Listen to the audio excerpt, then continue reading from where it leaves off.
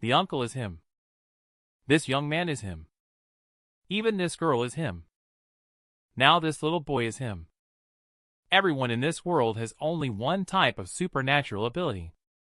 However, his supernatural ability gives him 999 different types of abilities, but in order to not appear too strange, he plays multiple roles.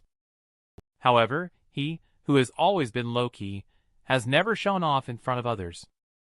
But now, he is investigating the reason why his sister was persecuted by a supernatural being. His responsibility no longer allows him to continue being an ordinary person. So he directly reached out and began peeling his younger sister's supernatural ability. After a moment, a shiny supernatural ability gem appeared before him. It turns out that the little sister possesses a D-level supernatural ability. No wonder even that supernatural being's accident couldn't stop her. She directly turned him into an ice sculpture. But is the situation really that simple? Connor doesn't believe that it was just a one-time lucky mistake on the opponent's part. After all, at that time, his younger sister was so far away from the battlefield. It couldn't be just a coincidence. Just as he became more and more uneasy, a noisy sound came from outside the ward at this moment. It turned out that his parents were arguing with the lawyer of the supernatural being responsible for the incident. The other party intends to settle it with money. But the father slapped the document with his palm and scolded the other party to leave immediately. He, being sensible, had no choice but to pick up the compensation document. After all, my sister is currently in a vegetative state. More money is needed to maintain life support equipment. So he persuaded him in a logical manner. Dad had no choice but to compromise.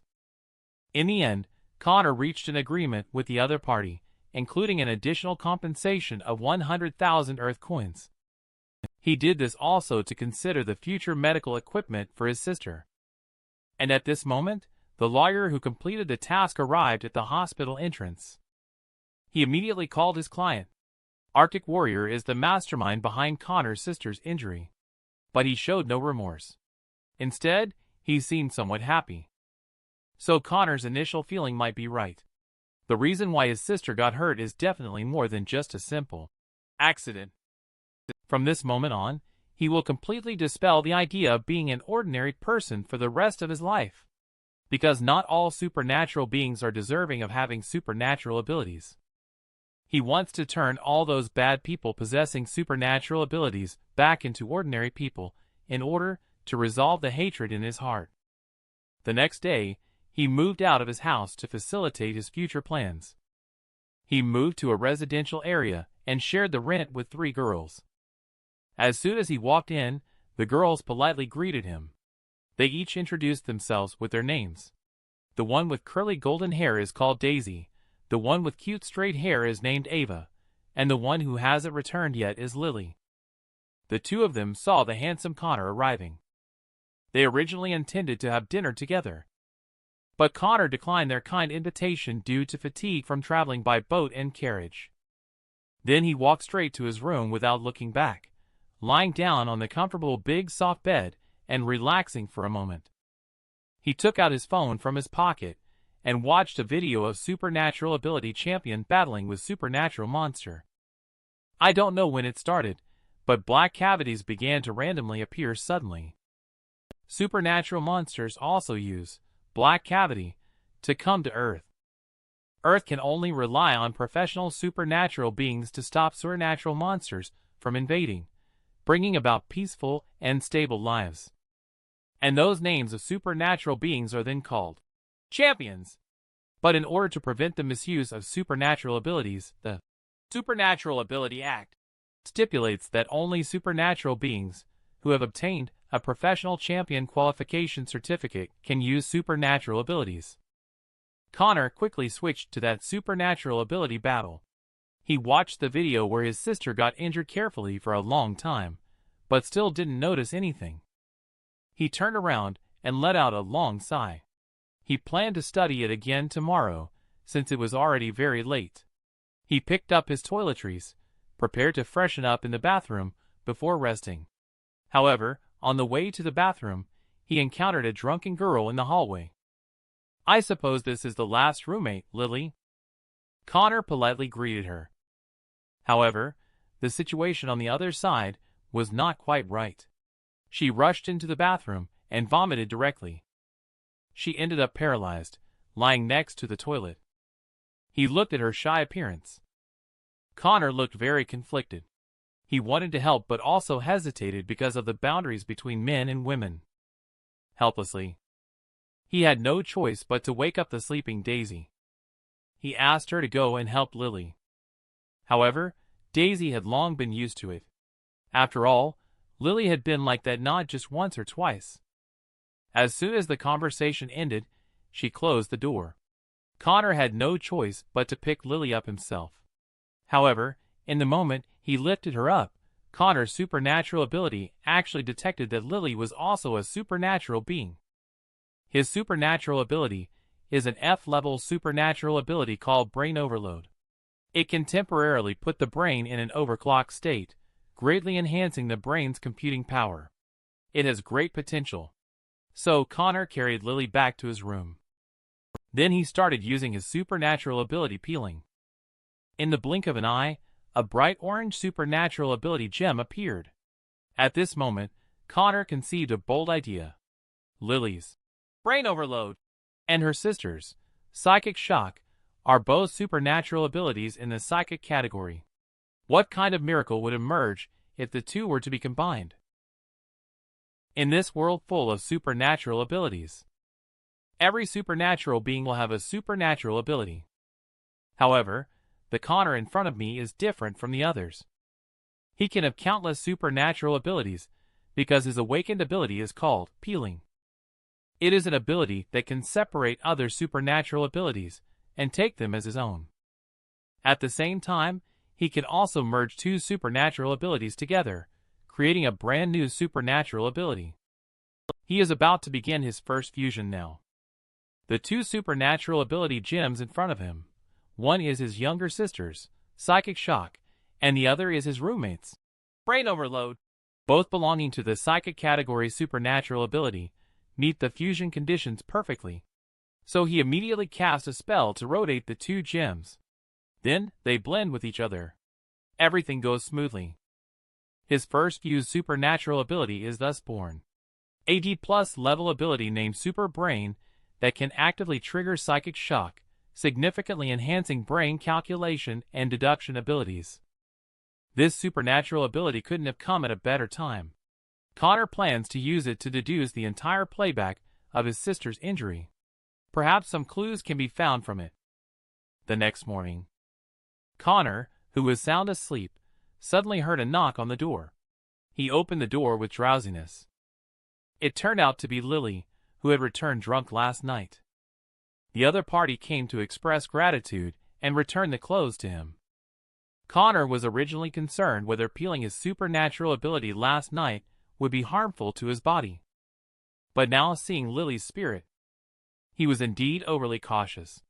After a few polite exchanges, the living room's main door suddenly opened. The visitor is Felix, Connor's colleague. Upon opening the door, he was struck by the beauty of Lily at first sight. He became restless and fidgety. He first touched his hair. He then proceeded to shake hands and initiate a conversation. And he revealed his own identity as a supernatural being. He kept Lily in a constant state of embarrassment. If Connor didn't have high emotional intelligence, he wouldn't have directly stated Felix's intentions and taken him away. I'm afraid Lily might have a hard time getting away. After saying goodbye, the two hurried to the workplace. Connor opens the computer, watches the video of Arctic Warrior accidentally hurting his sister. Then he uses his supernatural ability to activate Super Brain Deduction. He makes every move of the Arctic Warrior apparent. He is under close observation frame by frame. Connor finally discovered a clue. That's the strange behavior he found. It seems like he's taking something. However, there was no time to wait for him to think more. He was suddenly interrupted by a loud, eerie scream. At this point, Felix opened the window and looked outside. Just then, a red and blue lightning bolt struck down. In the blink of an eye, it transformed into a one-eye hunter. It turned out that a supernatural monster had appeared. The people on this street are being tortured. They are running around in panic. After receiving the disaster notification, the Champion Association immediately dispatched Hot Sour Champion to go. When they saw this familiar figure appear, the originally panicked citizens finally calmed down their fearful emotions. But Felix, who was watching the battle beside him, did not think so. After all, One-Eye Hunter not only has strong defensive capabilities, but also possesses abnormal level melee abilities. So Hot Sour Champion may not necessarily win. However, at the moment he finished speaking. At this moment, another champion has joined the battlefield. The newcomer is AEC level champion named Flame Butterfly. The two champions will join forces to defeat the supernatural monster in front of them. Hot Sour Champion takes the lead in launching attacks to restrain the enemy. Flame Butterfly is then responsible for launching the final all-out attack, because her Butterfly Strike can turn everything into ashes. Amidst the engulfing flames, everyone began to breathe a sigh of relief. People believe that this supernatural monster has reached the end. But is it really so? As the flames gradually extinguish, One-Eye Hunter reappears from the blazing fire in front of the public, but it is still intact, unharmed. It has also mutated and acquired a flame-proof shell. At this moment, Hot Sour Champion is in a panic, because he has reached a bottleneck in his professional career. If he suffers a defeat now, his popularity will decrease. At that time, the association will allocate resources to the younger generation, and he will lose his position as a top player. Therefore, in this battle, success is the only option. Failure is not allowed. Just when he was lost in these thoughts, Flame Butterfly has been bound by the supernatural monster's actions. She is desperately screaming for help. He found Hot Sour Champion eating a blue pill. This suddenly made him feel like he had seen it somewhere before. At this moment, a girl's cry for help came from nearby. It turned out that another Flame Butterfly champion had been caught by a supernatural monster. The Hot Sour Champion, after taking drugs, became exceptionally ferocious. He instantly snapped the tentacles of the supernatural monster. He successfully rescued the Flame Butterfly. His expression became exceptionally solemn at this moment, and his eyes turned blue. He feels particularly powerful. He instantly excited the off-site broadcasters. But they are also very curious. In the past, after finishing the Hot Sour Champion, there was only a 15-minute real-man time. And this time, exceeding 15 minutes is even stronger than before. People had not reacted much when the supernatural monster launched a fierce attack. The tentacles of the supernatural monster wildly attacked the Hot Sour Champion. But they were all easily blocked by the Hot Sour Champion. At this moment, the Hot Sour Champion has become exceptionally powerful. With the Hot Sour critical strike, he shouted. A flying punch instantly pierced through the body of the supernatural monster. The battle ended there. But Hot Sour Champion suddenly spat out blood, which may be a side effect. Flame Butterfly quickly stepped forward to check the situation of the senior player, but was frightened by the fierce look in Hot Sour Champion's eyes when he turned back. At this moment, Hot Sour Champion consciously began to regain control of himself. The blue light in his eyes and on his body slowly disappeared. He eventually returned to normal. He walked on the road, receiving the thanks and admiration of the crowd. And when Connor was about to leave, suddenly, a miniature supernatural monster appeared from within the supernatural monster. It plans to parasitize Connor's body for rebirth. But it was instantly defeated by a psychic shot from Connor. Then Connor took the opportunity to use the supernatural ability peeling. Successfully peeled off the supernatural ability of the little supernatural monster. B-level supernatural ability flame-proof shell, immune to fire element attacks below B-level. It also greatly increases resistance to physical attacks. After absorbing the supernatural ability, Connor feels that his entire body is covered with an invisible shell. It really is a great tank supernatural ability. But at this moment, Flame Butterfly suddenly senses that someone nearby is using a powerful psychic supernatural ability.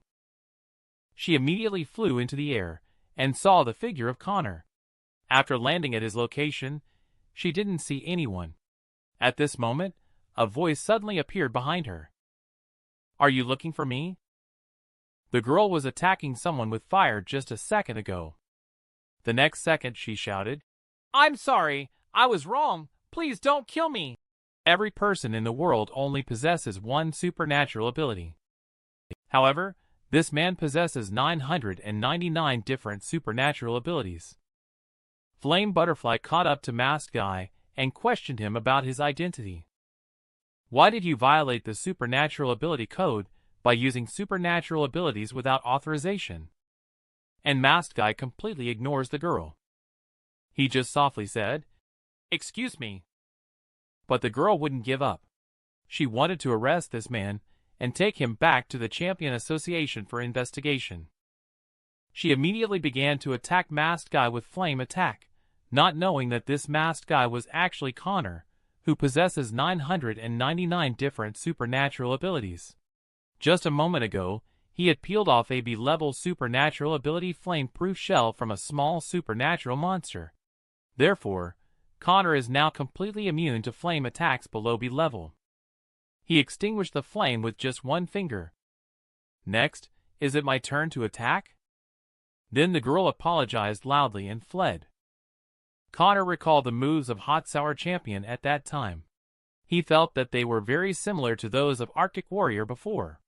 He probably speculated that Arctic Warrior had also taken this kind of pill that day. While he was sorting out clues and pondering on his way home in the car, he was suddenly interrupted by a passerby. At this moment, he touched his hand and found that his bag was missing. Connor quickly looked around, but he couldn't see the figure of the person he had interrupted just now. He felt that the other party must have used some kind of supernatural ability to hide. He quickly used Super Brain for sensory enhancement. He found his own scent on this man. However, this man and the one from earlier are two completely different individuals. Originally, Connor didn't plan to continue depriving others of their supernatural ability, and was ready to focus on investigating the blue pill. However, this type of hidden identity supernatural ability is just too useful. It's practically a gift. He followed the man after getting off the car. He arrived at the public restroom. After getting his bag back, he made a move on someone else. He just said he wouldn't accept supernatural ability. Still couldn't resist it. F-level supernatural ability instant change of outfit. Just think about it, and you can easily change outfit. It also serves as a storage space. Connor tried using the supernatural ability and found it really useful. But then the police suddenly appeared and headed towards Connor. Is the main character going to be arrested by the police? When your sister is being bullied. As an ordinary person with 999 kinds of supernatural abilities, what would you do? Every person in this world only possesses one kind of supernatural ability. But this man possesses 999 kinds of supernatural abilities. But he doesn't want to attract attention. He just wants to be an ordinary person. But he is the target of fear for all the champions. On this day, he had just taken away the supernatural ability of the man in the toilet. As soon as he left, he was stopped by the police. "Hello, we received a report from the public. Someone called to report that there was a pervert in the women's restroom. Did you hear anything?" "I heard it, and I even saw a cross-dressing pervert acting suspiciously over there." Connor managed to escape unscathed. 1 week later, Connor's childhood friend Fat Guy took him to a hotel to hang out. Here, Connor saw Lily in the dorm looking especially pure. Suddenly letting Connor see her like this also made her a little at a loss. The fat guy next to him is still comforting Connor to take it easy. "There are plenty of girls here to accompany you." And at this moment, the young rich guy at the next card table suddenly slapped Lily in anger because he lost the game. He didn't vent enough anger and poured alcohol over Lily's head. Poor Lily had no one to rely on, and could only cry and endure it. But this young rich guy did not let Lily off. Instead, he had his servants pour alcohol for Lily. Why is he so arrogant, and no one dares to stop him? It's because he is the second son of a level champion mechanical warlord. There is also a C-level champion flame puncher as a bodyguard by his side. Connor, who was originally reluctant to cause trouble, couldn't stand it anymore. He told the fat guy that he was going to the bathroom, then quickly changed into alchemist gear to prepare to rescue Lily. I heard you are the son of the mechanical warlord. Do you still dare to make a move? It seems like another clueless guy. Go kill him. Little brother, you are looking for trouble yourself, don't blame me. You're unlucky to encounter me, Flame Puncher. Connor chuckled inside and said, You are truly unlucky to encounter me. The story is not over yet. Flame Puncher launched a flame punch at Connor. He didn't dodge, is he pretending? He dodged Connor's fast punch in an instant. Then he said, That's it? At this moment, Flame Puncher smiled and said, Naive. Do you think it's just an ordinary punch? Then he unleashed the follow-up move of the punch. Suddenly, Connor was surrounded by a huge flame. But what they didn't know was that Connor now had the B-level supernatural ability Flame-Proof Shell.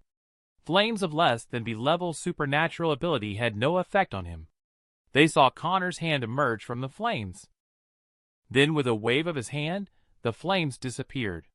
He said, Now it's my turn to take action. You better be careful. Not everyone in this world has supernatural abilities. Even if you have a supernatural ability, you will only have one supernatural ability. But this man possesses 999 supernatural abilities, which is like a bug in this world. Because his ability is supernatural ability peeling. After the fierce attack from Flame Puncher, this alchemist masked guy was not hurt at all. Instead, a single hand slash instantly defeated Flame Puncher. To outsiders, it may just seem like a hand slash. But in fact, just now, the alchemist masked guy launched a psychic shock. The hand slash that followed was just a feint. Then, taking advantage of the other's unconsciousness, he started to use his true supernatural ability peeling and successfully peeled away the other's supernatural ability. C-level supernatural ability Flame Punch. It can generate a flame attack on the fist to attack enemies. This is also the reason why he can possess 999 types of supernatural abilities. The one who just said he wanted to deal with my young master. Now, does he still want to deal with me? Big brother, I was wrong, I was blind. Don't hit me. Do you know who my dad is? I know your dad is Mechanical Warlord, but so what? You kill me. My dad won't let you off. Don't worry, I didn't intend to kill you. I just want to make a deal with you. Leon, do you want to have a supernatural ability? What are you talking about supernatural ability? If you want, come to the address on the note alone 7 days later. The plan is proceeding smoothly. Next, we'll wait for Leon to fall into the trap. I must find out the truth about my sister's injury. At this time, the Kingston Champion Company quickly obtained the situation of Flame Puncher. This is the forensic analysis of Flame Puncher's injuries. There is a major issue. Flame Puncher's supernatural ability is gone. All the champions of the Kingston Company were shocked to hear this. As far as I know, currently only the S-level champion Ferryman has the ability to eliminate other people's supernatural abilities. But this person cannot be Ferryman. Ferryman is an old man with 1 foot already in the coffin. It's impossible for him to appear in this way. In the end, the Mechanical Warlord decided to classify this information as a top secret of the company. It must not be disclosed to the public. He needs to think it over carefully. He doesn't know whether he should disclose or conceal it. Because once this information is released, it will cause great panic in the champion society. But if he can win over this person, it will greatly enhance the company's reputation. The next day, Connor and Fat Guy arrived at the museum. Because Connor heard that there is an S-level supernatural monster plasma T-Rex specimen here. This supernatural monster once caused a great impact in City L, killing 5 A-level champions, 12 B-level champions, and 27 C-level champions. If we could gain his supernatural ability from his corpse, there might not be many people who could threaten me. As Connor said that, he triggered the supernatural ability peeling. The feeling seems to be real. Peeling was successful. At this moment, Connor's pupils dilated. His expression was surprisingly astonished. Could it be that he has truly obtained some kind of super powerful supernatural ability? There is a man in this world who is like a godlike existence. Others only have one kind of supernatural ability, but his kind of supernatural ability gives him limitless kinds of supernatural ability.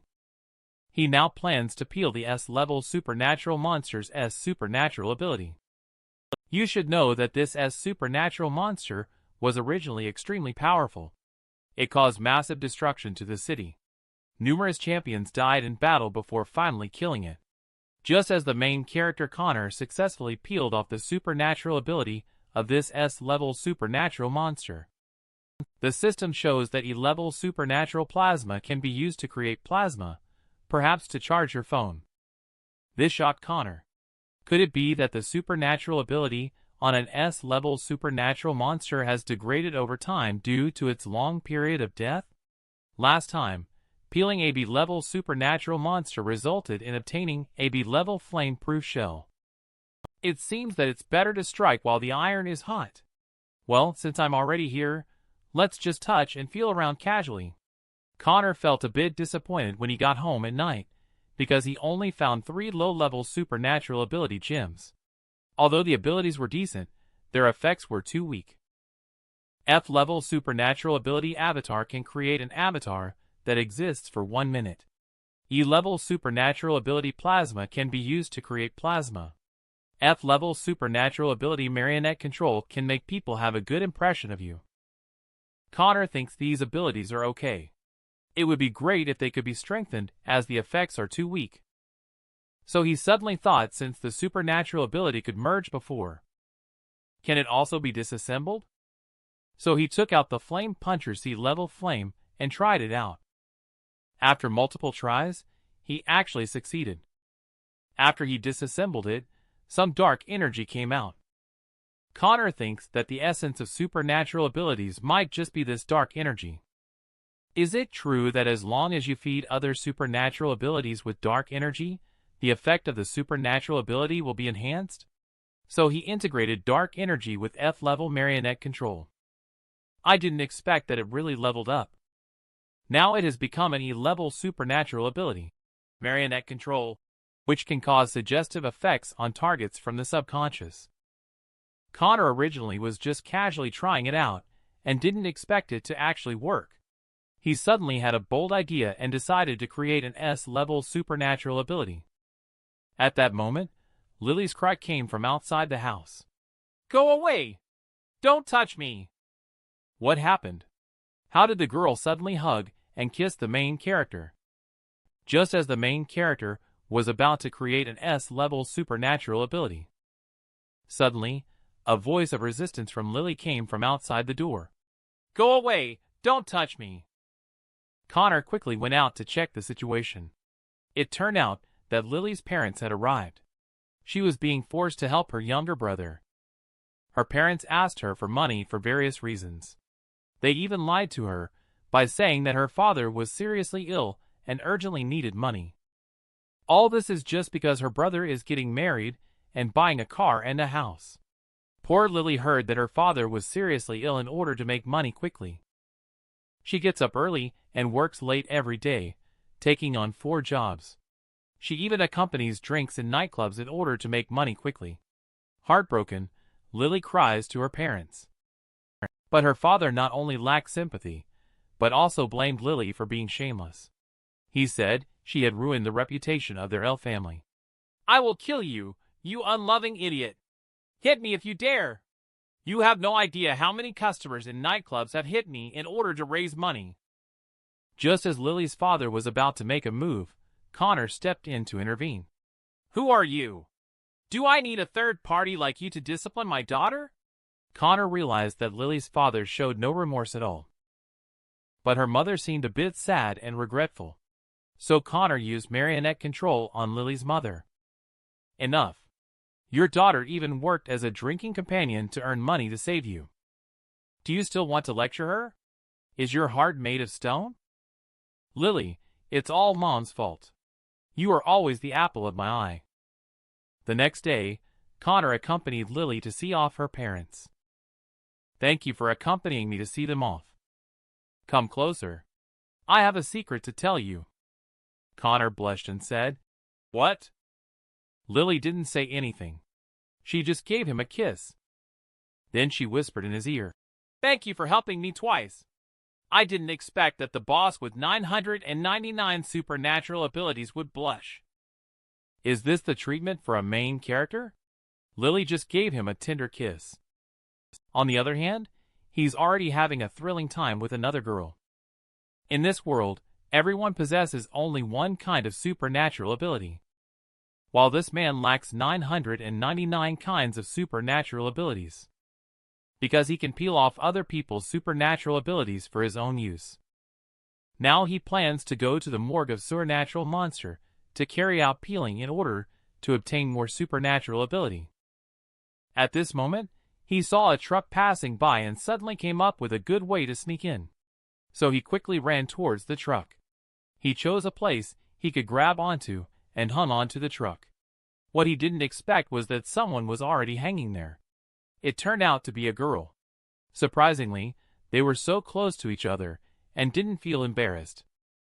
Instead, he mistakenly thought they were in the same line of work and started chatting. This girl's name is Callie, and she came to complete a business association's mission. So they successfully sneaked into the Supernatural Monster body processing room. At first glance, Callie seemed like a regular customer. She quickly found the white wolf fur that the boss wanted.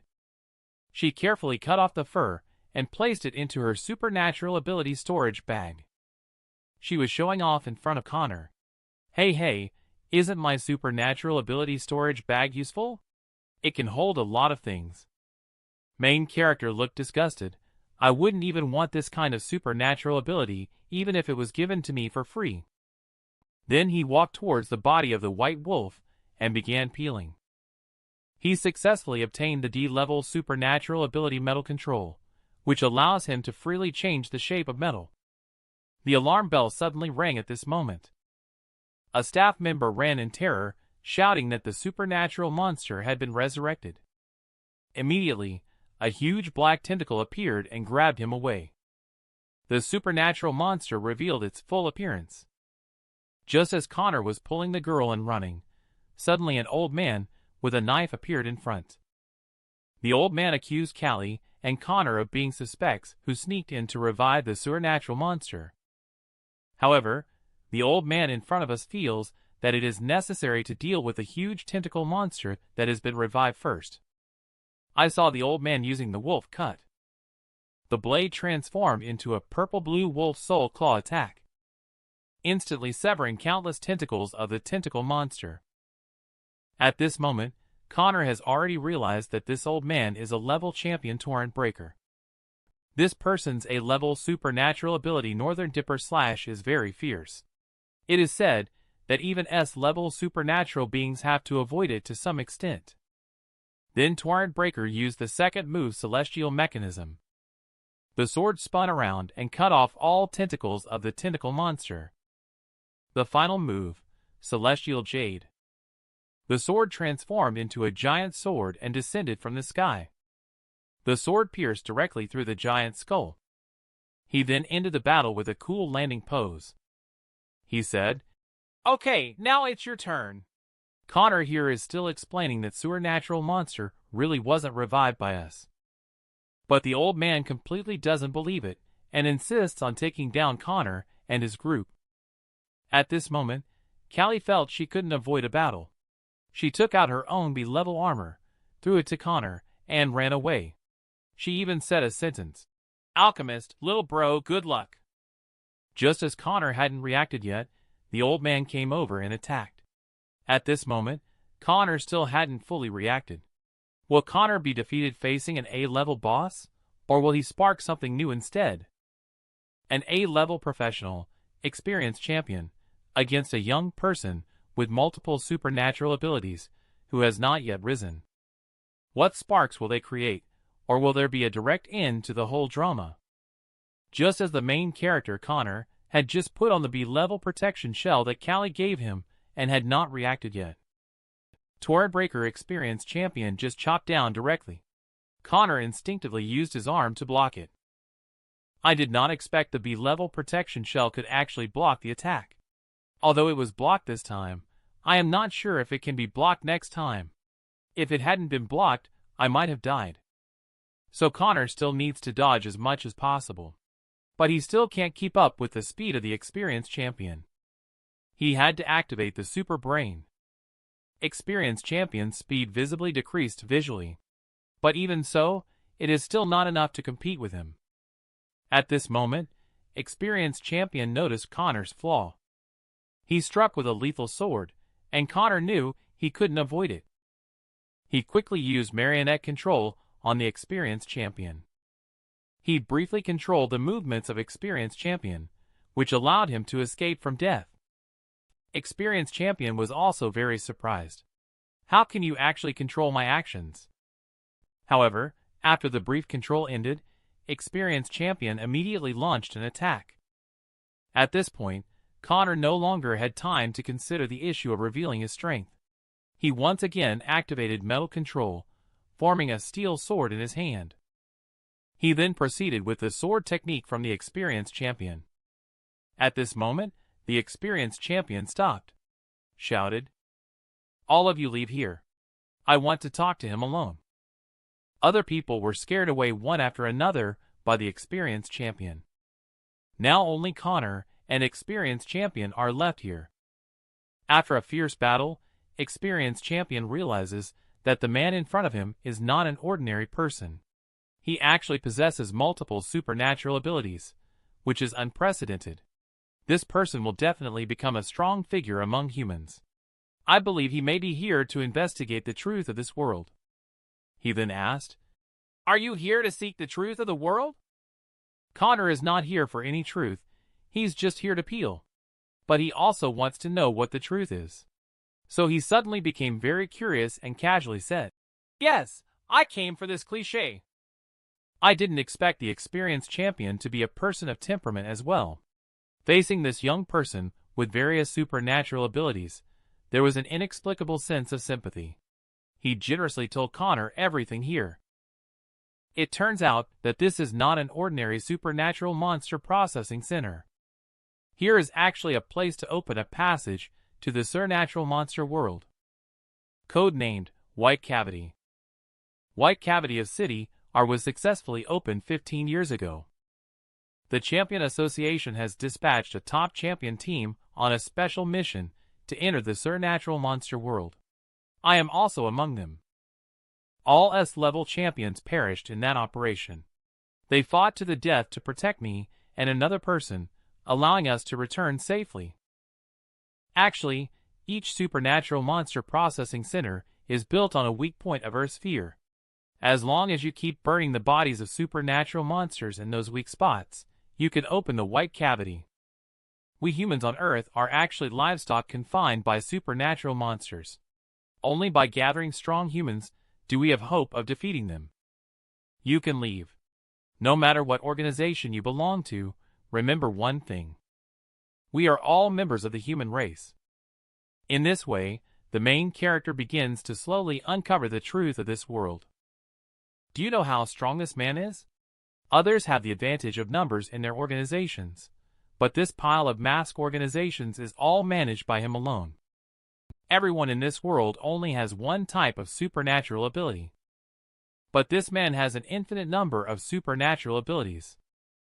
After he learned the truth of this world from the elders, Connor walked out and saw Callie waiting outside. Connor thought about how he couldn't let others know about his various supernatural abilities for now. "Callie, look into my eyes." What's wrong?" At this moment, Connor used marionette control on Callie, ordering Callie to forget that he has just used flame attack and metal supernatural ability. Then sell the useful B-level armor to him for 10,000 coins, but he needs to buy on credit first.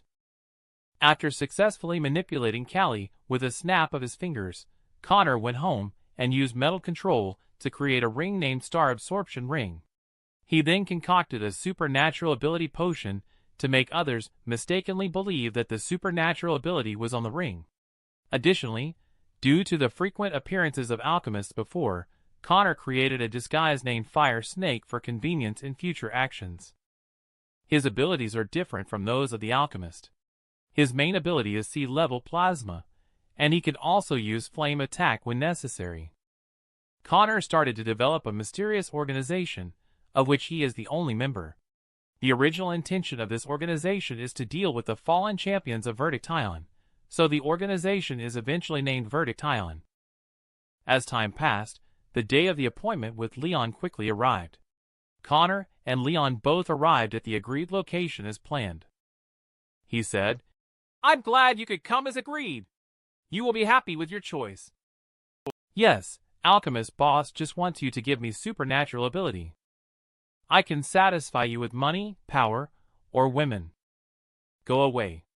I have no interest in those things you mentioned. Obtaining supernatural ability is simple. Just look into my eyes." That's how Connor activated marionette control on Leon again. He then asked about the blue pill. Leon did not react at all. Then he ordered himself to slap his own face, but Leon still did not react. Connor wondered if this guy is a sea-level or above supernatural being. In theory, sea-level marionette control can control lower-level supernatural beings.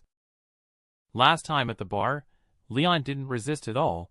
Doesn't seem like a high-level supernatural being. Forget it, you'll know when you touch it. So Connor reached out his evil hand towards Leon. He couldn't know the truth without touching it, and he was startled when he did. He actually does possess a supernatural ability, and it's a very powerful high-level supernatural ability. What exactly is this supernatural ability?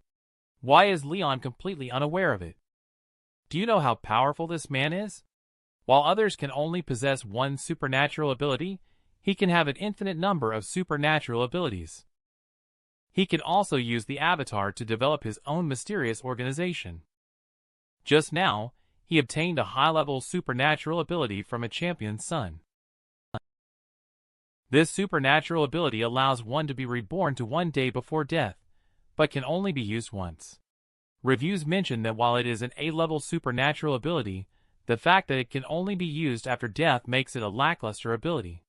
Indeed, this ability would not be very useful in the hands of others. Because if someone else solely possesses this supernatural ability, they would essentially be an ordinary person. But for Connor, having the opportunity to be reborn once is incredibly valuable, considering he already possesses infinite supernatural abilities. This supernatural ability is definitely a game-changer for him in the future. In return, Connor placed the supernatural ability gem from the Supernatural Monster Processing Center into his body. "Boss, how did I fall asleep? Do I have supernatural abilities now?" "First put on this ring. It is a star absorption ring made by the organization. You can use it to absorb supernatural ability factors from supernatural beings, then process them through a special method. Turn the supernatural ability factors into a supernatural ability potion that ordinary people can drink, and you will then be able to possess supernatural abilities." "Okay. Boss, I trust you unconditionally to have supernatural ability." Leon decisively drank the so-called supernatural ability potion. After drinking it, Leon felt a violent and hot sensation in his body. Not long after, Leon's appearance began to change. How does Leon feel after finally transforming into a tall and strong white wolf bloodline category with the supernatural ability White Wolf? Is this a supernatural ability? It feels amazing. My brother can also transform into a beast dragon. Who do you think is stronger between him and me? You seem to not have fully woken up yet. Your brother has an A-level supernatural ability, while yours is only at the E level. There is simply no basis for comparison. Leon immediately showed a displeased expression upon hearing that. Don't rush yourself first. After all, since you have just joined the organization, they can only provide you with relatively entry-level supernatural abilities. As you complete more tasks and contribute more to the organization in the future, naturally, they will grant you higher-level supernatural abilities. Leon instantly transformed from a fierce white wolf into a cute little dog full of anticipation.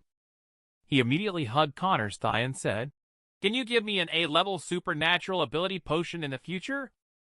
"You can, but don't make a fuss. It's no use calling for it when the organization has its own regulations. There is a task to assign to you. You are to investigate information about the blue pill using the identity of a young rich guy from Kingston Company. This pill seems to be a type of pill that can temporarily enhance supernatural ability. But it seems to also easily provoke anger in people. Your company's a level champion Arctic warrior seemed to have had issues after taking the pill. He harmed innocent civilians. We will meet here again once you have gathered useful information from your investigation. When the time comes, we will exchange a supernatural ability potion with you based on the value of your intelligence." "Okay, boss, take care." The psychic will definitely be obedient. Leon thought he had really gained a supernatural ability. In fact, it was all controlled remotely by Connor, who used the supernatural ability gem inside Leon to bring about the transformation effect. How come the legendary S-level demon blade Muramasa is a broken blade, but when you hold it, you suddenly feel extraordinarily powerful? Today, indifferent Connor, showing off, saw Callie on the road whom he had just met a few days ago. She seemed to be surrounded by people because she had taken something that belonged to someone else. One of the girls in the group turning out to be a level champion Yukiana. "Do you surrender her yourself, or shall I retrieve her?" "Sure, then this beautiful young lady. Did you drop a golden knife or a silver knife? Don't offer a toast but then refuse to drink and end up having to drink as a penalty. Keep babbling and I'll freeze your feet into pieces." Just then, it seems like Callie noticed me. "Alchemist older brother. Here, take this broken blade. It's a gift for you. It's free. You did see me a long time ago after all. Thank you." Just as Connor excitedly removed the scabbard, it turned out to be a real broken blade. Oh. At this point, they changed their target for the attack. They all turned to attack me. There's something wrong with this knife. It is absorbing my psychic power. How did my body move on its own? In an instant, the demon blade took control of Connor's body and took out the surrounding ninja avatars. Suddenly, another person rushed towards him from behind. Connor jumped in the air to dodge. At this moment, Demon Blade absorbed Connor's psychic power and began to emit purple flames. Is this the true form of Demon Blade Muramasa? One slash move instantly dealt with one opponent. Although this move is cool. But at this moment, most of Connor's psychic power has been sucked away by the knife. His body is starting to feel weak and can't hold on much longer. And at this moment, the Yukiana behind Connor's back, her eyes turned red, revealing a terrifying murderous intent. Launched absolute zero temperature toward Connor. Connor felt he couldn't escape. He thought he was going to meet his end here. But suddenly, is this the wall of size? It turns out that nomadic swordsman and beast dragon appeared. Your Japan force can be arrogant in your own territory, but how dare you come to our District 1 to cause trouble? Although you killed my people, as long as you hand over our things, I can leave right away. Do you think District 1 is a place where you can come and go as you please? I'll leave this woman to you. I'm going to try out the depth of that alchemist. The beast dragon attacked Connor with a punch. Connor was immediately sent flying several meters away. At this moment, Yukiana spotted an opening in the beast dragon. If you won't let me go, then just die. She then unleashed absolute zero temperature on the beast dragon. At this moment, the nomadic swordsman on the side quickly unleashed Wind Blade Slash. He blocked the attack and hit Yukiana, but Yukiana had already escaped. The one hit was just her avatar. At this moment, Connor also took the opportunity to hide. Due to Muramasa absorbing his psychic power, he now has no strength at all. Just as he was trying to figure out a solution, he suddenly realized that this S-level demon blade is made from the bones of a supernatural monster. It's equivalent to a supernatural monster, so he wonders if it can be peeled. Connor started to demonstrate his godlike supernatural ability, peeling, once again, this time peeling a S-level sword. What will be revealed by the peeling this time? Quick, look at this man, he's trying to cheat again. Other people's abilities are either using fire or ice attack legitimately, or release sword aura. His ability is to peel. This time, he is peeling this S-level sword. He is curious about what supernatural ability can be unlocked by touching this S-level sword made of supernatural monster bones. Unexpectedly, he actually unlocked 2,500 units of dark energy by touching it. Having so much dark energy allows him to easily level up his other supernatural abilities. Connor thought for a moment and decided to level up his D-level metal control ability. So, he took out a supernatural ability gem to absorb and level it up. Unexpectedly, the D-level supernatural ability directly upgraded to a level, and now he has a level metal control ability. He can manipulate all metals within a radius of 1 kilometer, with a maximum control weight of 1,000 tons. He can instantly sense all steel substances within a radius of 1 kilometer. Just when he was proud that he could compete with these level champions, the fleeing Yukiana suddenly saw Connor and launched an attack. Connor used his metal ability to transform into a steel fan to block Yukiana's attack. Then, he used his metal control to restrain Yukiana. "Don't move, let me check you over. Everything will be fine soon. I will be gentle." And now, Connor reached out his evil hand towards Yukiana. He took Yukiana's supernatural ability gem, a supernatural ability that allows Yukiana to summon Shikigami to help in battle. She can also choose to merge with the Shikigami. Connor happily exclaimed, "I didn't expect it to be in the summon category. It's truly the ultimate dream supernatural ability for males." Just as he had just dealt with Yukiana, he encountered Beast Dragon and Nomadic Swordsman. Beast Dragon was amazed to see Connor defeat the equally powerful A-level Yukiana. How could a psychic like you possibly defeat Yukiana, he wondered. At this moment, the aura around Connor had clearly changed. He said, "If you don't believe me, you can all attack together and see for yourselves." The audience goaded the situation, hoping to witness a spectacular 1-against-2 showdown. Nomadic Swordsman refused to engage in a 2-against-1 battle and decided to face the challenge alone. He unleashed a sword aura and attacked Connor with it. Connor once again used steel deformation to block the attack. Then he instantly ran behind the Nomadic Swordsman. He wants to use metal supernatural ability to control the Nomadic Swordsman's sword. But he didn't expect that he couldn't control it at all. He had to temporarily use a steel shield to dodge. Because the Nomadic Swordsman doesn't have any controllable metal on him, he couldn't deal with him as easily as he did with Yukiana. He thought he must level up another level supernatural ability, otherwise he wouldn't even be able to handle the Beast Dragon. It's hard to say whether the Nomadic Swordsman can defeat him. Connor disassembled and downgraded Yukiana's supernatural ability gem. Then he used the materials disassembled to level up marionette control. A level marionette control can interfere with level targets, with illusions, and brainwash targets below B level. It can gain absolute loyalty from the target for 10 years, and allow the soul to enter the marionette's body for 2 hours of activity per day. The maximum number of marionettes is 3. It's simply shameless skill. After explaining for so long, the Nomadic Swordsman couldn't wait anymore. "Hey! Are we fighting or not?" At this moment, Connor launched marionette control at the Nomadic Swordsman. The affected Nomadic Swordsman began to feel a bit confused. "Are you really going to attack your sister with a sword? Just now, you were facing a masked guy. Why did it suddenly change into a beauty? Wait, this is my deceased sister. How could she appear here? Could it be a psychic category supernatural ability? Are you a duo category supernatural being?" You noticed a bit late. Your sword speed is noticeably hesitating now. What do you know? Even if I know I fell for the illusion, she is my beloved sister. I still can't bring myself to hurt her.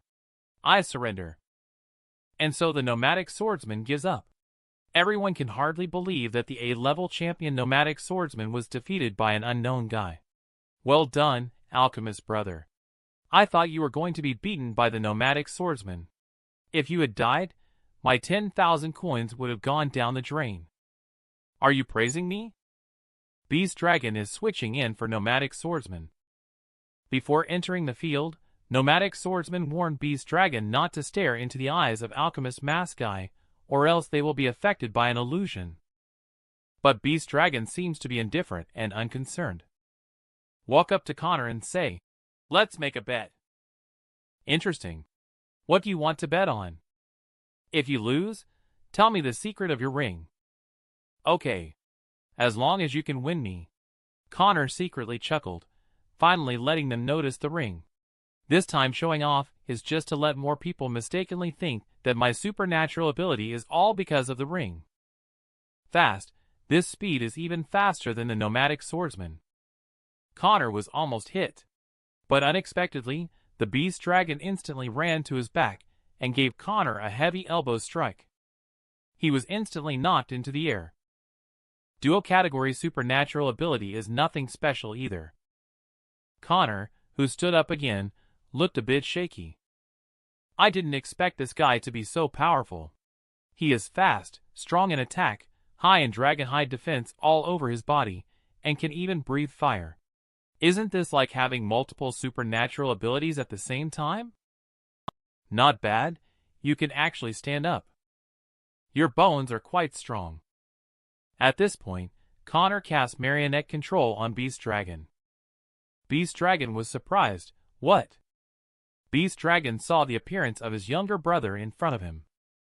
This angered him. He began the transformation into the second phase. Obsidian Flame Dragon Transformation. Connor expressed helplessness. It was one thing for the illusion to be dispelled, but it also angered the other party. Beast Dragon attacks again. Connor released metal ground spikes on the ground. Do you think these ground spikes of yours can still stop me in my phase 2? Connor saw the situation was bad, and used metal control to fly into the air. And Beast Dragon followed closely behind. Connor quickly used metal control to stop Beast Dragon. Beast Dragon said with a smile, "Have you forgotten that I am Obsidian Flame Dragon?" As he spoke, his whole body began to emit obsidian flame, intending to melt the steel bindings.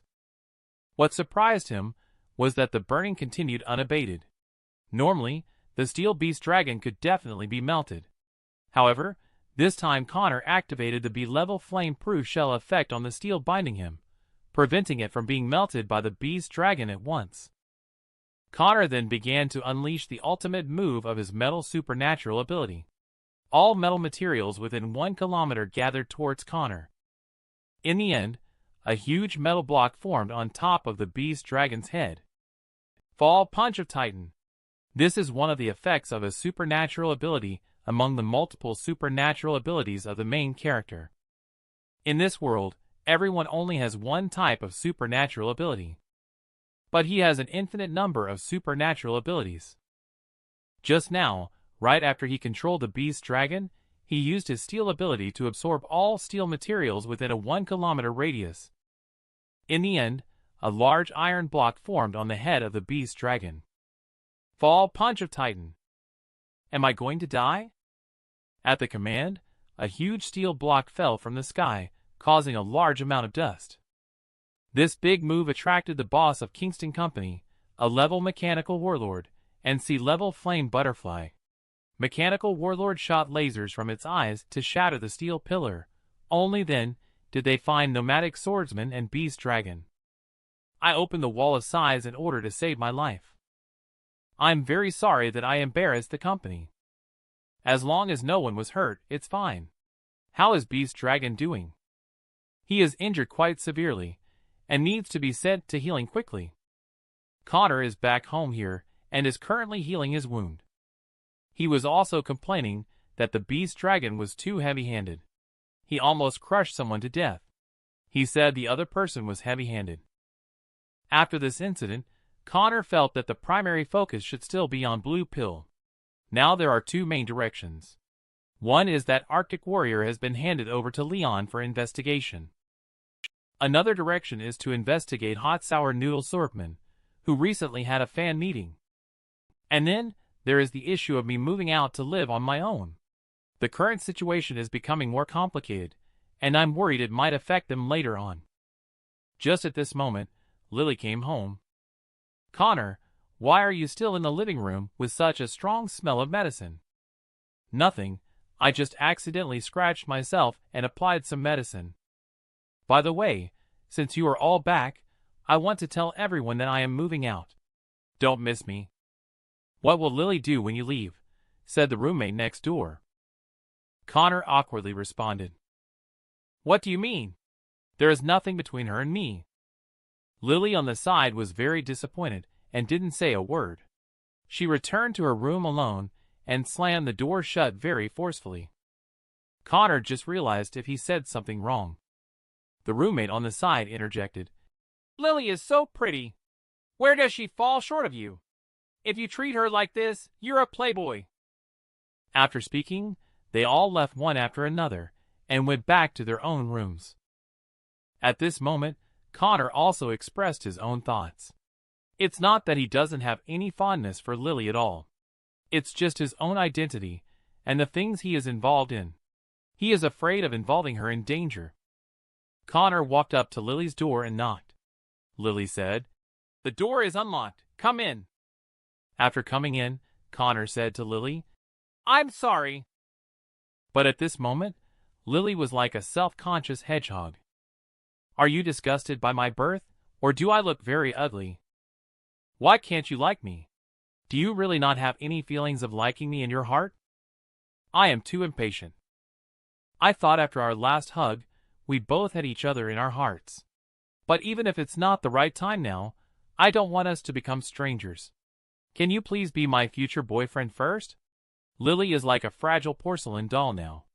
Touched by someone she cares about, she will shatter. I really can't hurt her anymore. So Connor agreed. Let your imagination fill in the rest. Do you know how strong this man is? Other companies and organizations rely on a large group of people, but this pile of masked organizations is all him alone. Now his sidekick is investigating Blue Pill on the Arctic Warrior's side, all for the sake of completing the Godfather's mission. Otherwise, I wouldn't be willing to spend a lot of money to have him swaggering around here. Later, he took the opportunity to search Arctic Warrior while he was drunk. He suddenly found a strange box. What is this? Someone suddenly shouted behind him. Leon, what are you doing? This startled Leon half to death. Looking for a lighter. I don't know where I put it. Take it. By the way, where are the girls? Why are they all gone? The girls are all waiting. Which one caught your eye? I'll have her go serve you for a jacuzzi bath. Is that okay? The one in the camisole, right? Where did I put that box just now? Found it. Is this the little pill that Godfather mentioned? It makes me want to eat it just by smelling it. Take one back first and have a look. The movement was pretty loud just now. Luca, are you guys okay? At this time, Arctic Warrior opened the door. Leon turned to see that the serving girl was already dead. At first, he was surprised. In an instant, he changed his tone and said, It's just a small matter. Luca, you go first. I'll let the people from the company handle it here. The Arctic Warrior in the car threw the box away forcefully. The expression is abnormally irritable. This is already the nth time. I can't control my strength at all since taking this medicine. He said, I'm leaving now, and walked away with a haughty air. The next day, Connor called Fat Guy to help with moving. Oh, Connor, where did you get the money to rent such a nice apartment? Godson gave it to me as a filial gift. Nonsense, where did you get a godson? He must have won the lottery. Tonight, you have to treat us to dinner. All right, no problem.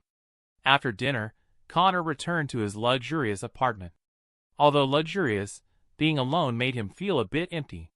Suddenly, he remembered that he hadn't used the Yuki-ana's supernatural ability he touched last time. Although he only had the disassemble ability, he still had some remaining energy to summon a C-level supernatural ability. Summon it, and hope it's a mature woman. Shouting ahead, "Come out, Yuki-ana! How come it's a lowly? Why do I suddenly feel so cold? Are you okay, master? Wait, don't come any closer. Don't worry, master. My temperature is just slightly lower and won't harm you. Yuki, do you call this slightly? If it gets any lower, I'm afraid I'll turn into an ice sculpture.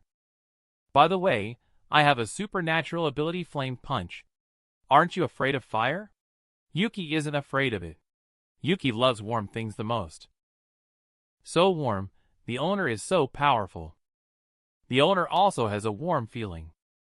Forget it, just this once considering you're so cute. This won't happen again. Do you know how intense this #1 super fan is? He is like a godlike presence in this world. Today, the super fan of Hot Sour Noodle Superman appeared at the fan meeting. He pretended to fall down and was successfully caught by Hot Sour Noodle Superman. He said on the surface that it was my carelessness. Deep down, he thought to himself that I did it on purpose. Then he shook hands and greeted him. "Thank you. My name is Connor." In fact, all of this was part of his plan. He appeared here to have a chance encounter with Hot Sour Noodle Superman, and then put the supernatural ability gem into Hot Sour Noodle Superman's body. It's like installing a tracking device. You can know Hot Sour Noodle Superman's whereabouts anytime, anywhere. When the event ended, Hot Sour Noodle Superman, feeling tired, decided to take a rest in the car. Suddenly, Alchemist Mask Guy appeared behind them. Hot Sour Champion was obviously flustered. He knew that Alchemist Mask Guy was someone who could even deal with an A-level champion. And he himself was just a B-level. Before he could finish speaking, Alchemist Mask Guy already activated marionette control on him. And that's how Connor successfully entered the psychic world of Hot Sour Noodle. Here he found out that the blue pill was provided by this hat guy. As a return, Hot Sour Champion needs to provide various champion information. And all of this information is negative scandals about the champion. Connor suspects the possible force behind the blue pill, which aims to take control of the weaknesses and vulnerabilities of many supernatural beings. Then, they plan to corrupt and control them using the blue pill. But what is the purpose of controlling so many champions? That's all the information he currently knows. Let's leave it at that for now. So Connor left, leaving behind the Hot Sour Champion, who had a speechless look on his face. Here Leon quickly found Connor after getting the blue pill. Godfather, you're finally here. I've been waiting for you for a long time. What do you think this is?" Connor took out a pill and remembered it for a moment. It can be concluded that it is the blue pill that Hot Sour Noodle Superman ate before. Then he threw the red supernatural ability potion to Leon, who did a good job on the task. This is the D-level supernatural ability potion issued to you by the organization. Just D-level? Levels need to be achieved step by step. If you find it inadequate, just give it back to me. Leon eagerly holding the potion, shouting, What? Repeatedly. Then he drank it all in one go. Why does it taste like ketchup? Connor then put his hand on Leon's back. Then by manipulating it, the White Wolf gem leveled up to D-level Godfather, and my supernatural ability also leveled up.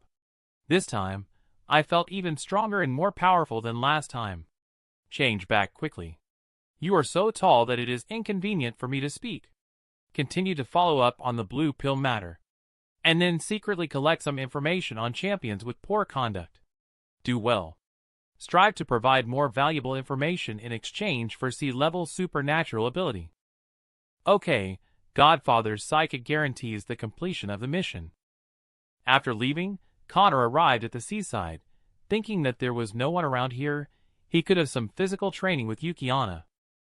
So he summoned Yuki-ana. Yuki, here? Now you need to have some physical training with your abilities.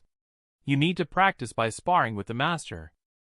But just as they were about to start their physical training, suddenly two supernatural monsters appeared behind Yuki, 1D level Frogman, 1D level Celestial Horse. Frogman punched Lily and sent her flying with one blow. Connor quickly rushed to provide support. Suddenly, a burst of light appeared on Yuki's body. It was so dazzling. This is the mature woman summon category that men dream of. If I gave you a supernatural ability, would you like the supernatural ability of the summon category? Main character Connor finally obtained the summon category he had longed for. He ended up summoning just a cute lowly. But this cute lowly suddenly changed. Yuki, have you grown up? This is my battle form. Connor looked up and down. Blushing, he said, "It looks very fierce." Just then, Frogman appeared. He kept croaking nonstop towards the grown-up Yukiana. At this moment, Yukiana unleashed the frozen attack. The frozen frogman seemed to be full of love, but this little ice seemed insufficient to defeat him. Connor stepped in to launch a plasma attack to assist. However, Frogman was very agile and managed to dodge all the plasma attacks. So, Yuki was asked to immobilize him. Then, the immobilized Frogman was dealt with by Connor. Finally, they arrived at the most crucial peeling process. The D-level supernatural ability physical training. Physical abilities can be continuously strengthened through physical training. It can exceed the current level by up to 5 times. After the peeling, Connor seemed to remember something. Turns out, another supernatural monster was missing. Connor said, "We need to hurry and chase after it." But at this moment, Yukiana began muttering to herself. "I've only been out for a short while. Are you trying to regain control of the body again? This isn't fair." Connor shouted as he noticed the anomaly. "Yuki, are you okay?" "I'm Nadia, not that uncultured Yuki." Nadia felt like she was about to turn back into Yuki. Grab onto Connor quickly. "I must grab it before you this time." Connor, with a speechless expression, did not refuse. But suddenly, the mature woman in front of him turned back into a young girl Yuki. Yuki, who transformed, had no idea what had happened during the transformation. So Yukiana has 2 different forms. And these 2 forms have separate personalities. Neither has the other's memories. Wow! I was touched on the head by my master. Yuki in my arms wants to be held by my master all the time. The only thing they have in common is that both of them are craving my body.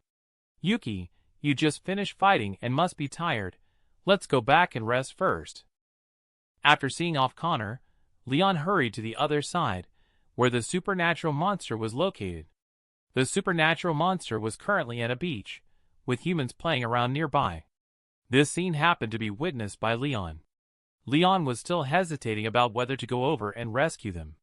The previous Leon was someone who would run away upon seeing a supernatural monster. Now, driven by instinct, he charged over. The supernatural monster attacked and abducted a fat guy. At this time, Leon also rushed over. He quickly ran away with another girl in his arms. But at the same time, supernatural monster also chased after them. At the critical moment, Leon transformed into White Wolf and avoided the attack of supernatural monster. The girl blushed and admiringly said, "Are you a supernatural champion?" At this moment, Leon shouted, "A real man is going to take on the supernatural monster." He ran into the water and started fighting with the supernatural monster. He grabbed the feet of the supernatural monster and swung wildly. Finally, he threw it high like a bowling ball, excitedly saying, "I'm finally no longer just a regular person who runs away at the sight of the supernatural monster. I will definitely surpass my big brother and the old man." Leon thought that the blow just now had defeated the supernatural monster, but the supernatural monster was not dead at all. It then used water control to control Leon. The supernatural monster then pierced Leon with its sharp horn. It hurt so much. The supernatural monster continued its attack. This time, Leon was once again controlled by water control and was finding it hard to breathe. I haven't experienced enough of what it feels like to be a champion. Is he going to die? Just when Leon is about to die, Connor appeared. There he is. Support from Champion is here. That's the alchemist boss, oh my god. Isn't that the alchemist boss that was so popular and mysterious some time ago? He actually reappeared. Leon, you did a good job. You successfully exposed your possession of supernatural ability. Next, let's see if the organization behind the blue pill will come after you. Saying that Connor used the steel supernatural ability to form steel spikes. Such a trivial D-level supernatural monster, quite amusing indeed. With just a swipe, a few steel spikes pierced the supernatural monster. Oh my! The mysterious guy alchemist boss easily took care of the supernatural monster with just one move. It's really too powerful, right? Then Connor started peeling again and gained a D-level supernatural ability, Surfing Expert. He can freely move on the water surface, control water flow for attacks and control. Then Connor put Leon and the fat guy together. He mentioned that the reason the supernatural monster didn't take the fat guy was that Leon saved him. At this moment, Leon woke up. Oh my, it hurt so much. Upon waking up, Leon was hugged by a girl who expressed gratitude. The girl said, "Although it's very comfortable being held by you, pretty girl, you're squeezing my wound." At this moment, a passerby commented, "Leon, why have you changed so much? Online, they all say you were just a spoiled kid." Leon responded, "It's all an illusion. Now, I, Leon, am determined to be like the alchemist boss, becoming a great champion protecting human justice." In this moment, Leon greatly enjoyed the feeling of being a champion. The next day, Connor lay in the luxurious room, examining the various supernatural abilities in his hand. He thought about collecting all the coin-based supernatural abilities. He wondered what would happen if he merged them all together. He suddenly thought about whether there are any healing category supernatural abilities among the many strange supernatural abilities. As Connor spoke, he used the marionette control function of Marionette. His soul entered the body of Hot Sour Noodle Superhuman. At this moment, he gained control of Marionette for 2 hours. Suddenly on the road, he saw a glass guy trying to touch a girl recklessly. In the conversation, I heard about the leader of the Saint organization having a healing supernatural ability.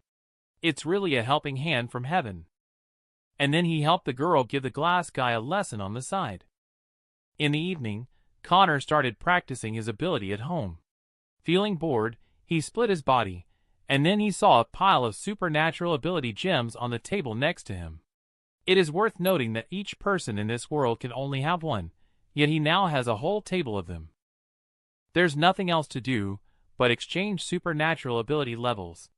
Convert a level metal into a level plasma, then level up C level shadow vanish to be level shadow vanish.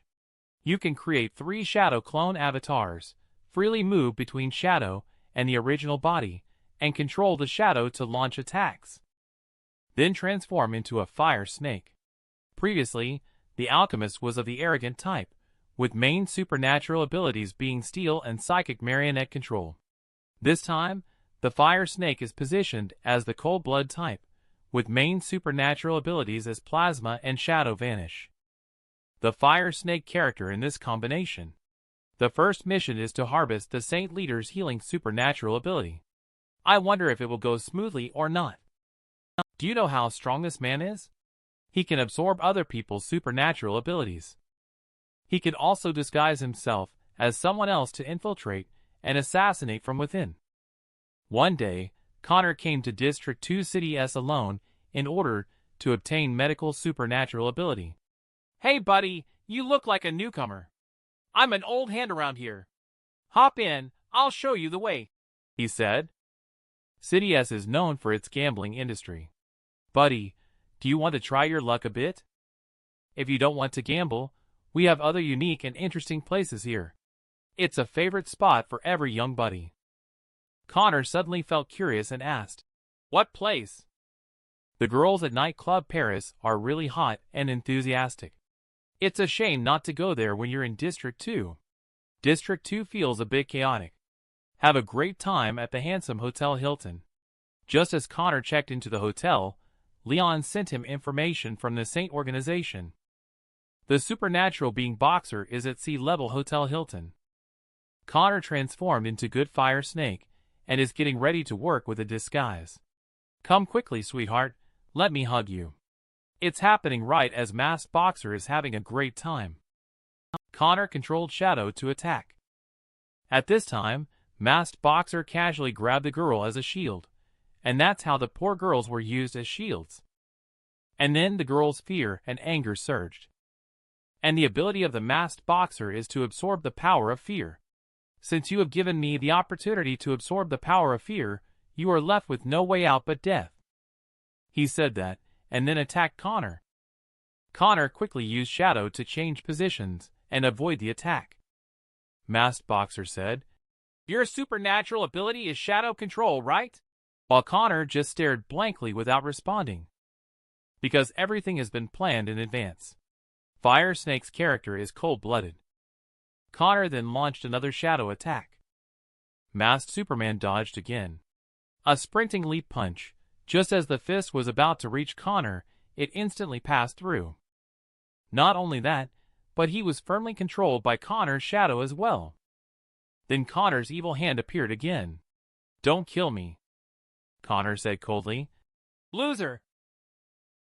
Indeed, it does suit the image of cold blood. Then he began his supernatural ability, Peeling. Sea-level supernatural ability Fear Masked can absorb the power of fear to enhance strength. The power of fear lasts for half an hour. It is said to be very effective when used in haunted houses and horror cinemas. After finishing the supernatural ability Peeling, Connor manipulated the Masked Boxer using marionette control. After entering the Boxer's soul world, he saw information about the Saint organization. Then Connor changed into Masked Boxer and came to the underground point where they worked. This underground den is a place specializing in trafficking children. Various children from different places are kept here, with the oldest being no more than 15 or 16 years old. Connor felt a bit angry after seeing this. Then he saw a yellow-haired guy hitting a boy. The boy was covered in bruises, but his eyes were unusually determined. Connor shouted, "Stop! Is he the troublemaker?" "Yes, Masked Sir. This guy sneak attacked and bit my ear. You should also stay away from him. He's a bit dangerous." "What's the reason?" Just when yellow-haired guy was hesitant to speak up, suddenly, someone claiming to be from the Saint organization Mantis Blades interjected, saying, "Why else?" Naturally, he had ulterior motives to do something to that boy's sister. Unfortunately, before he could succeed, the person was scared to death. At this point, Connor was furious to the extreme. Putting him down could still fetch some money. "Oh! Do you still want to spare his life? I will kill you all." At this moment, Connor said to hold on a little longer. "You will get what you want soon." The Mantis Blades beside them noticed something was wrong. "Can you understand what they are saying?" Connor responded, "Not only can I understand, but I can also fulfill his wishes. Otherwise, I will come over myself." He released the power of fear from his hands as he spoke. A strike pierced through the chest of the Mantis Blades. And at this moment, the Mantis Blades are still unclear about what happened. Why? In this world, everyone only possesses one type of supernatural ability gem, but within this group, there was a pile of supernatural ability gems just now when Connor killed the Mantis Blades. Onlookers were startled by this sudden scene. They all asked what happened. In response, Connor, filled with anger, said, "You all must die." Yellow-haired guy, who is not afraid of death, was the first one to charge forward. He was controlled by Connor with shadow control and plasma to undergo a powerful electric torture. After that, Connor used shadow to attack others. After dealing with everyone present, Connor untied the boy named Falcon. The untied Falcon was crying while holding his sister. This scene reminded Connor of his own sister. More and more people gradually came to provide support. But in Connor's eyes, these people are just sidekicks. They are all here to deliver supernatural ability, no matter how many of them come. Then, two slightly more powerful supernatural beings showed up. A record player champion. A spear bearer. The two of them completely do not understand the current situation, also saying and laughing about it. Let's cooperate and encircle him from both sides to see how he can escape. As soon as he said that, he immediately started to take action. Record player champion activated his supernatural ability, Music Start. Her supernatural ability music stimulates people's pain nerves. The children on the side were in great pain. Connor had to pretend to pass out first. The record player first stopped the music and then threw a music disc at Connor, who was feigning unconsciousness. Just as the disc was about to touch him, Connor instantly disappeared, ran behind the record player, and kicked it heavily. The record player that was kicked is spitting blood and calling for help from the spear bearer. At this moment, Connor is preparing to finish her with one final punch. Meanwhile, the spear bearer on the side quickly threw the flame spear in an attempt to save the music player. But Connor doesn't care at all, letting flame spear penetrate and delivering a fatal blow to the music player. Did you really kill him? Why did you betray the organization? Connor sneered. Why? Then why do you treat a group of children like this? At this moment, Connor activates fear absorption. Spear bearer threw multiple flame spears at Connor again, and Connor directly blocked them with his hand.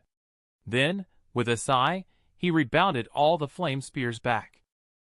That's how spear bearer also died. Big brother, you're injured. The child is fine. Just for you, these minor injuries are nothing. Then, Connor rescued all the detained children. At this moment, Falcon walked towards Connor. I don't want to experience the pain of powerlessness again. Can you teach me? Connor replied. No problem. But the condition is that you must always remain loyal to me. Can you do that? Falcon responded firmly. My life was saved by you. I willingly become your most loyal subordinate. Connor handed the Mantis Blade supernatural ability gem to Falcon while saying. Then he asked Falcon to take his sister to the hospital first.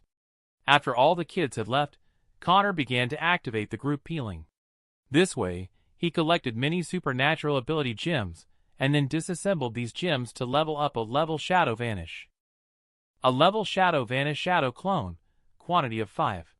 During battles, you can freely switch positions between the original body and the shadow. You can control the shadow to launch attacks. Connor had just walked out of the underground den. Suddenly, a girl held a sword against Connor's neck. Who are you? Where are you planning to take the child? Quickly, the main character is about to show off again.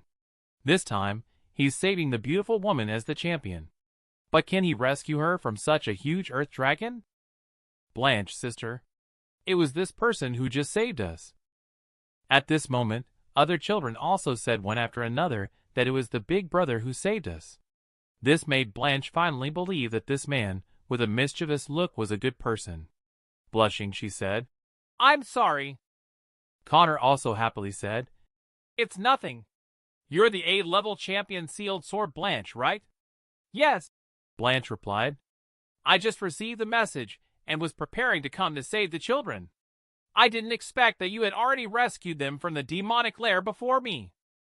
Just as the two were chatting, suddenly the ground began to shake. Giant flowers suddenly appeared in the sky, connected by vines. The vines soon grabbed the child. A few people came out when the flowers fell from above. This must be the Saint organization. The goods of the sealed sword Saint are not something you can touch.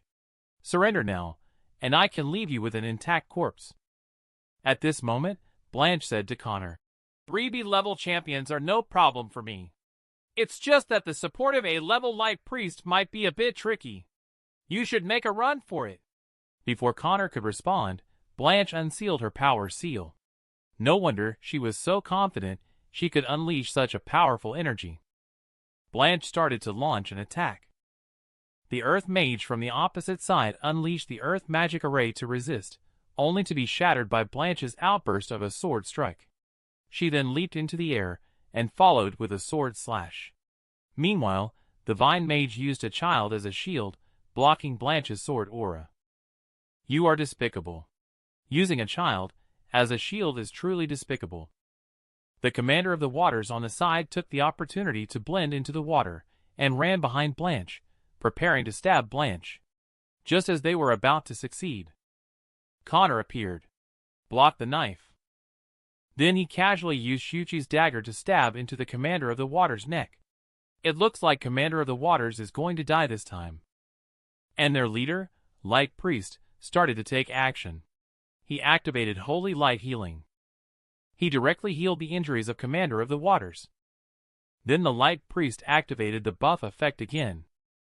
At this point, the 3B level champions were under the effect of buff. They could now compete with the A level champion. Meanwhile, the Earth Mage began to gather energy. The supernatural ability activated under the influence of buff will definitely surpass the destructive power of an A-level supernatural ability. We must stop it, or else it will harm the children. At this moment, Connor confidently tells Blanche, "You go stop the other two. Leave the rest to me to handle." Blanche asked suspiciously, "Can you really stop them?" Connor replied confidently, "Believe me." "Okay, since that's the case, I'll pave the way for you." Agility Seal activate. Blanche has deactivated the Agility Seal again. Her instantaneous speed has increased several times. A leaping strike made it a bit difficult for the commander of the waters to defend against. "Stinky hussy, why haven't you come to help me yet?" The Vine Mage activated Charm of Rose. Countless little flower powders drifted through the air. Blanche feels her strength fading away. It turns out that the pollen just now can stimulate the deepest desires of the inhaler, causing them to be consumed by passion and gradually lose their strength. This supernatural ability is too powerful.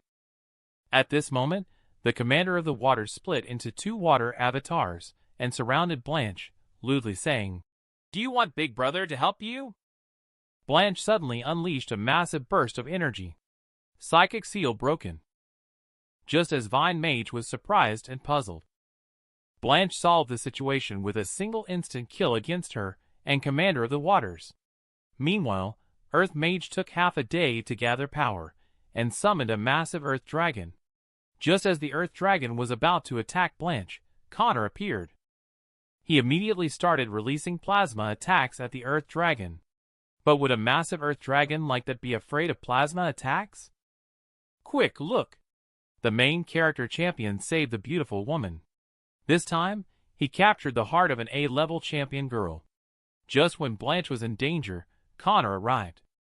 He began to release plasma into the dragon's mouth. Just when everyone thought that the plasma was ineffective against the dragon, it suddenly exploded. In the midst of the explosion, Holy Light Priest used a protective supernatural ability, saving the Earth Mage from death. Angrily, the Holy Light Priest said to the Earth Mage, "You guys are really useless. Even under my buff effect, you couldn't handle a sealed sword. Now we've lost 2B level members because of you." However, that masked mysterious guy is indeed powerful. With just one strike, he could break through the A-level supernatural ability under my buff. He might be stronger than me. Let's escape for now. As long as I'm alive, the Saint organization still exists. With those words, a beam of holy light descended and disappeared in front of Connor. As for Connor, did they escape? Alright, let them escape for now. I still have important things to take care of. After finishing speaking, he immediately peeled towards the 2B level champion on the enemy side. Enhance the power of water within the body. Significantly increase speed. Can generate waves and disperse water as long as there is water present. B-level supernatural ability Bloodthirsty Rose utilizes its own blood to summon rose vines. The rose can release aphrodisiac powder to attack enemies and cause the vines to go berserk. After harvesting 2 B-level supernatural ability gems, Connor disassembled them to level up his super brain. Enhancing vision, hearing, olfaction, touch, taste, and the sixth sense. Enhancing coordination ability. Can also trigger psychic shockwave.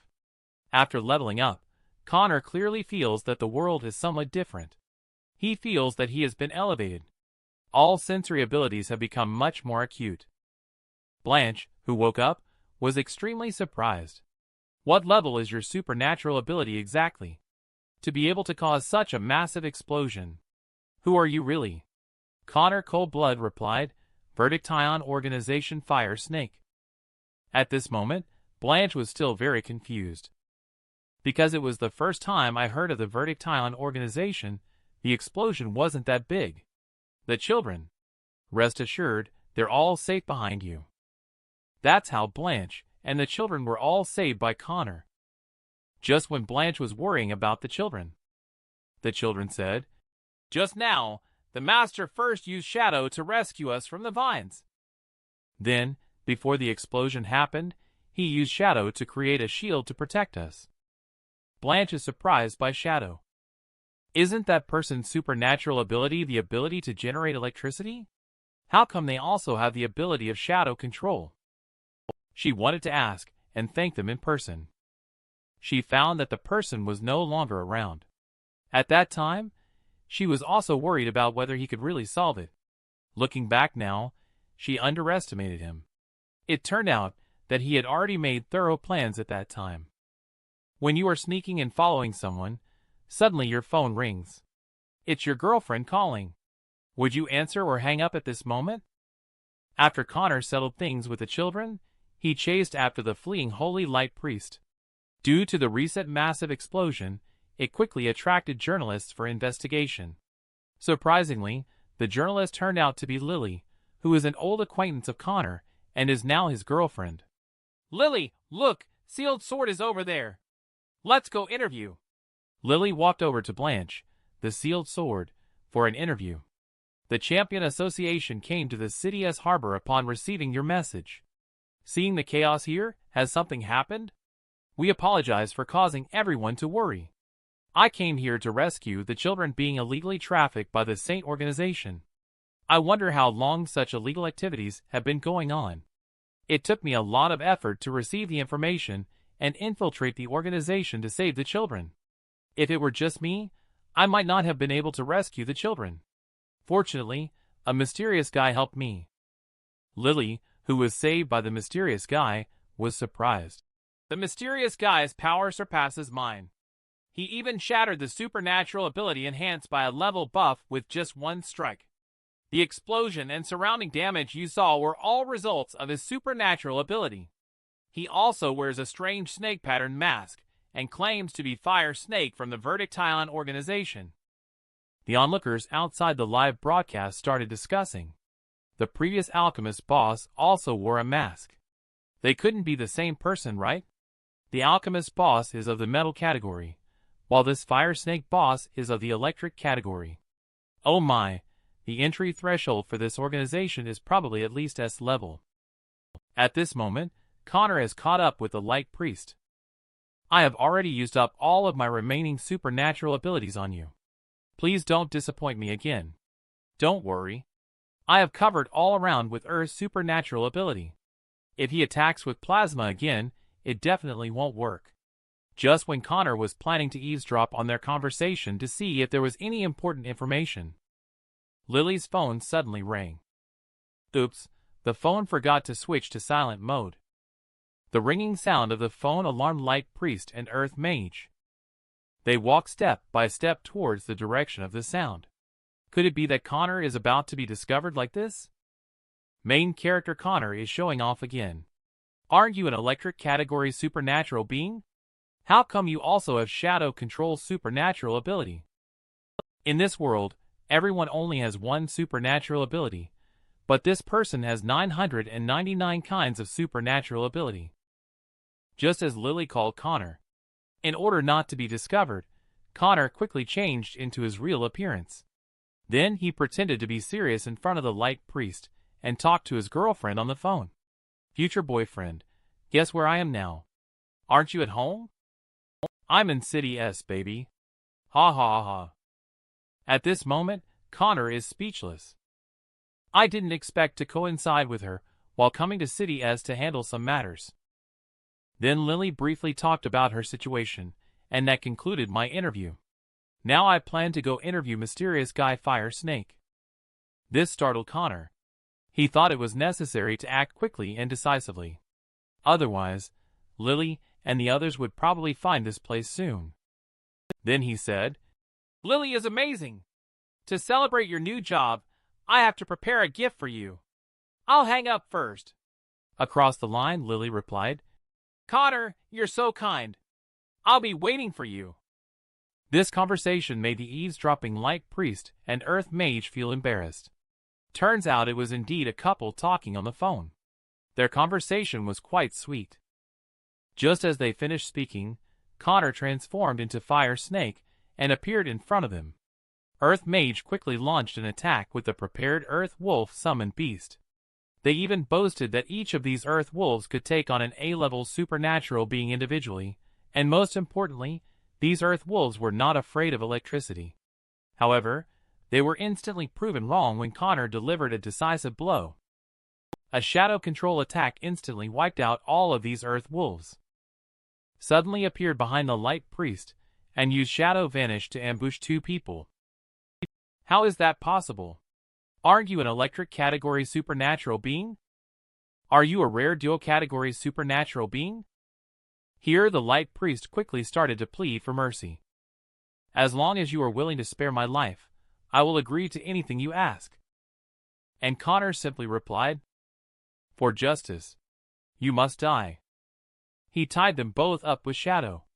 Just as the Light Priest was about to be strangled, he suddenly took out a blue pill and threw it into his mouth. Connor realized something was wrong and quickly jumped back. Supernatural ability powers kept emerging from the Light Priest's body. He said fiercely, "You forced me into this. Do you think I'm just a healer? I'll show you my last resort." He then plunged his hand deep into his mouth. With a pulling sound, he began to extract something. Then he shouted loudly, "Holy Spike unsealed!" He has transformed from a support healer into a warrior with flame wings and a spear of trial in hand. I must say, he looks quite handsome. Can Connor handle this new challenge easily? Quick, look at the person with flame wings on his back holding a spear of trial. He's actually a healer. Just a few seconds ago, he was providing all kinds of support for his teammates. Now that all his teammates are dead, he has to enter the battlefield himself. He is especially powerful after taking drugs. The main character dodged backwards to avoid the attack. He raised the spear of trial summoned in front of the sky. The holy light on his body rushed towards the location pointed by the spear. Then countless formations slowly appeared in the air. Gather infinite spike. With a shout of Light Priest, countless spear of trial emerged from the small arrays, and all shot towards Connor. At this moment, Connor could only dodge and escape temporarily. But this glowing dot will keep releasing spear of trial with him constantly. Due to the excessive number of spears, he was eventually hit. Although he was just grazed, the residual supernatural ability is highly destructive. It will cause severe secondary damage to the internal organization. The smug Light Priest here is mocking madly. "Ha-ha. You weak flea, keep jumping around as you please. Sooner or later, I will pierce through your skull." Connor analyzed the current situation. The ceiling is covered with glowing dots. The moment I set foot, they will project the spear of trial at me. It means he is competing with me in terms of speed. The Light Priest on the side laughed and said, "What? Are you still planning to compete with me in speed? Do you think you can be faster than my light speed?" Suddenly time and space froze. So it turns out that Connor activated Super Brain. Even the falling spear was stopped in place. Then Connor released the Shadow Clone in the air. He launched the Instant Shadow Attack. The effect of Instant Shadow Attack is very cool. As Connor finishes the fight, the Light Priest continued his mocking laughter that was interrupted before, but he immediately realized something was wrong. Countless spear of trial were being shot towards him at this moment. Eventually, he perished against a blood-red backdrop. You even possess psychic supernatural ability. Are you a triple category supernatural being? Light Priest is about to die, but suddenly he remembers that he is a healer and can save himself again. Just as he was about to unleash his healing magic, Connor said, "Don't bother healing. Otherwise, you will have to die again." He did not give the light priest a chance to heal, and instead activated the supernatural ability peeling. The light priest must have understood before he died. Connor is not just a triple category supernatural being, but an infinite category supernatural being that can steal others' supernatural abilities. Just now, the main character Connor used his shadow clone to perform an instant shadow attack, defeating the healer in the nick of time. The healer, who was planning to save themselves, ended up mercilessly having their supernatural ability, a level supernatural ability called Heart of Light, stolen by Connor. This ability comes with a supportive buff that can restore the abilities of supernatural beings below B level. Additionally, Connor also unsealed the Spear of Trial, a giant spear condensed with holy light to attack enemies. If you like this, you too can have these supernatural abilities. After plundering the supernatural ability of another person, he immediately used healing on himself. Not to mention, it really works. In an instant, his back didn't ache anymore, and his legs were no longer in pain. Then Connor continued peeling. B-level supernatural ability Earth Mage can control the Earth element to change the terrain. It can also summon Earth element creatures for attack. Just after Connor had plundered the Earth Mage's supernatural ability, he heard the sound of the Champion Association outside coming to apprehend him. Connor quickly disguised himself and left. Not long after, Lily arrived at the scene of the fight. She found the light priest she had speared to death, and the Earth Mage, who was pierced through the chest by Connor's shadow control. It may have been the first time she saw such a bloody scene. Lily suddenly felt a little uncomfortable. "Sorry, I need to step away for a moment." She immediately ran to a corner and started vomiting.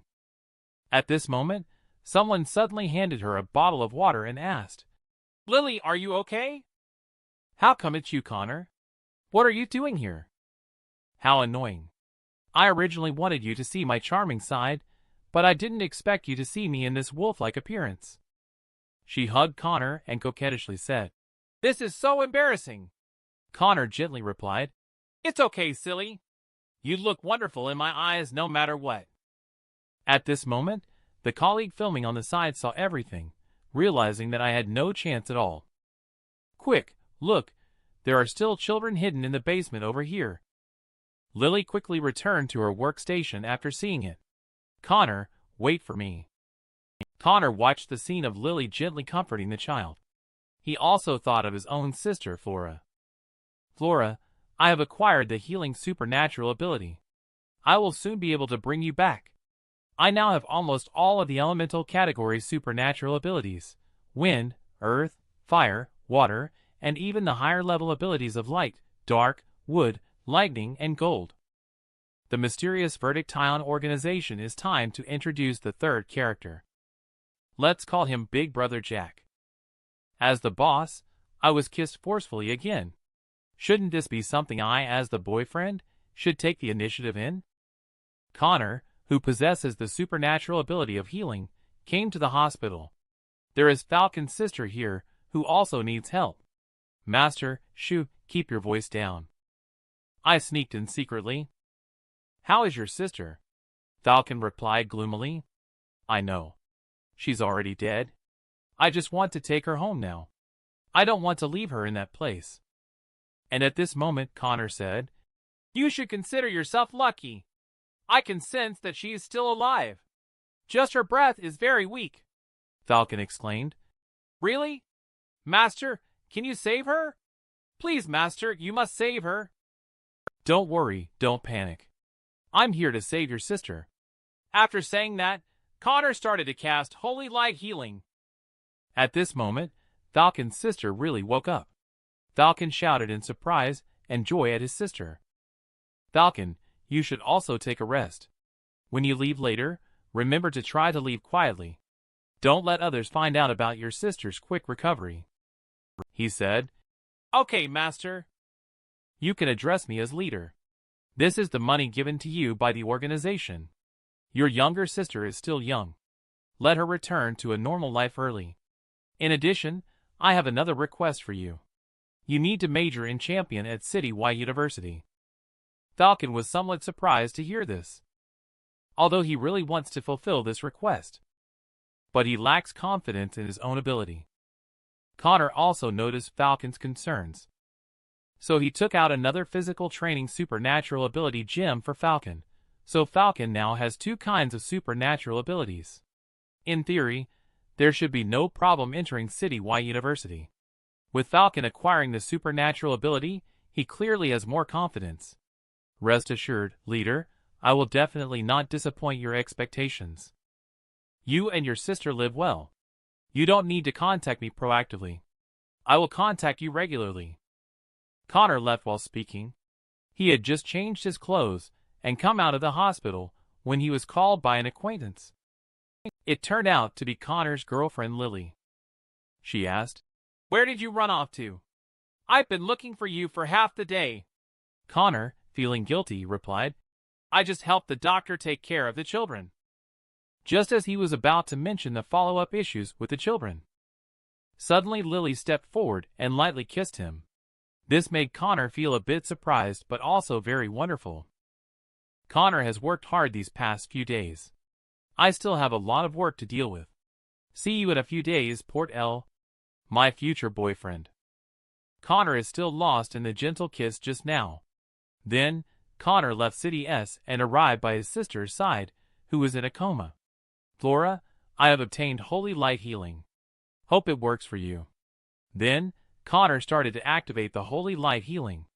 The holy light ball slowly flew towards the sister on the sickbed. But after a few minutes, Flora showed no signs of improvement. What's going on? Why is there no response at all? Connor explained in confusion and sadness. Why did the healing fail? How could this happen?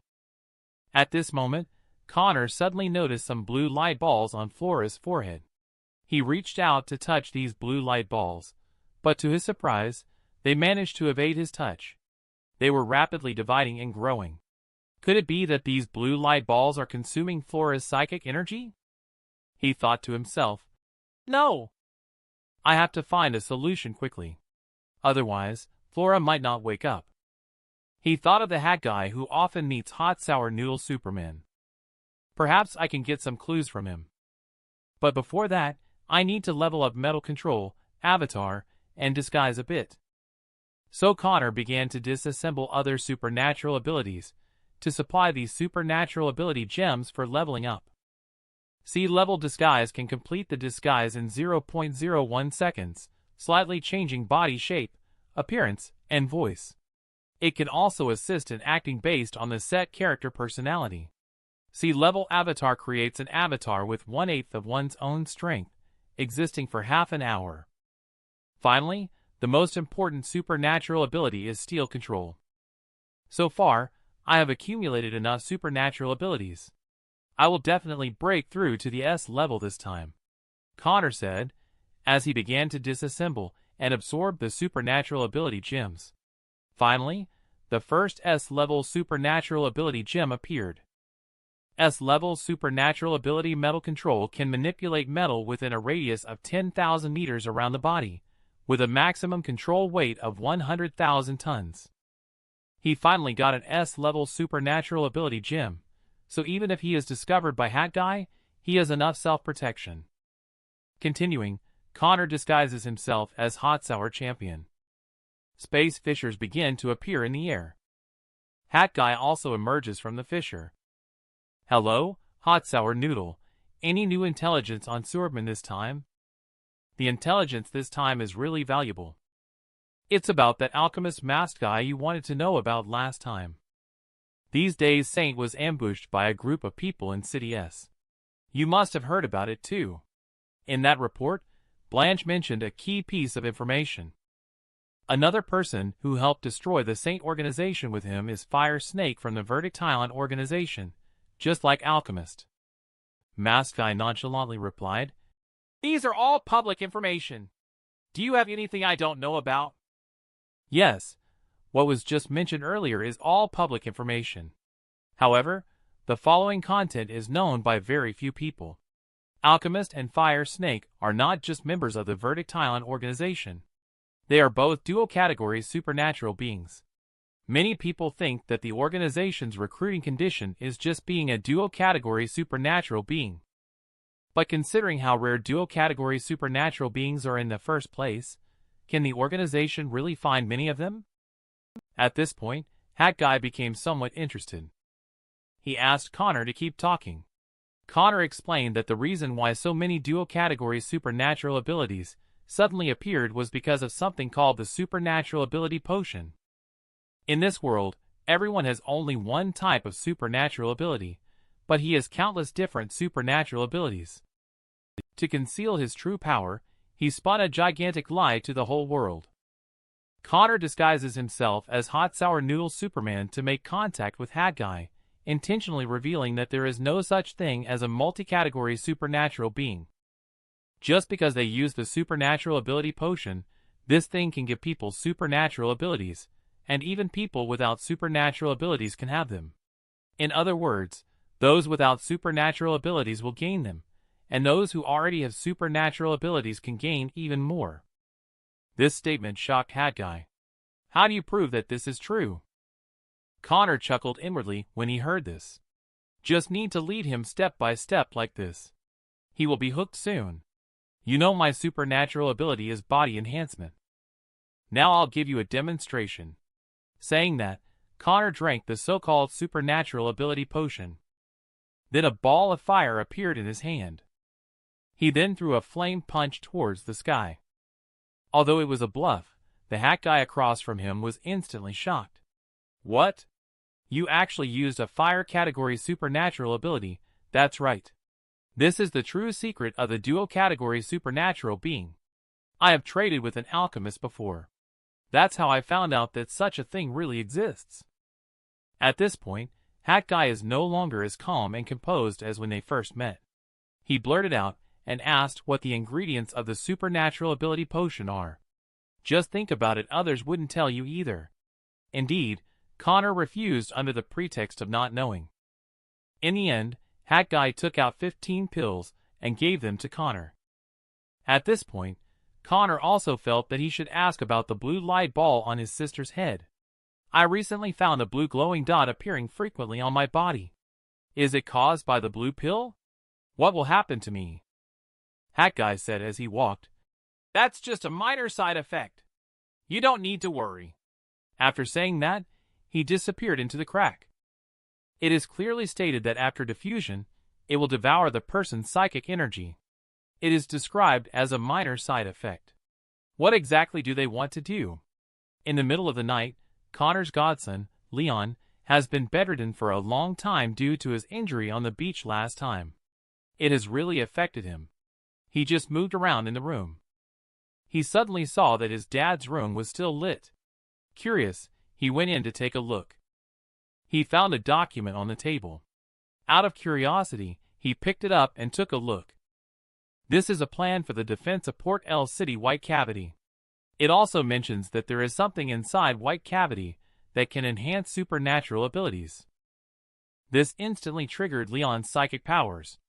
I need to quickly inform the Godfather. Maybe this intelligence can help me upgrade to a C-level supernatural ability. The hidden boss is living an ordinary person's daily work life today. The fat guy on the side teased.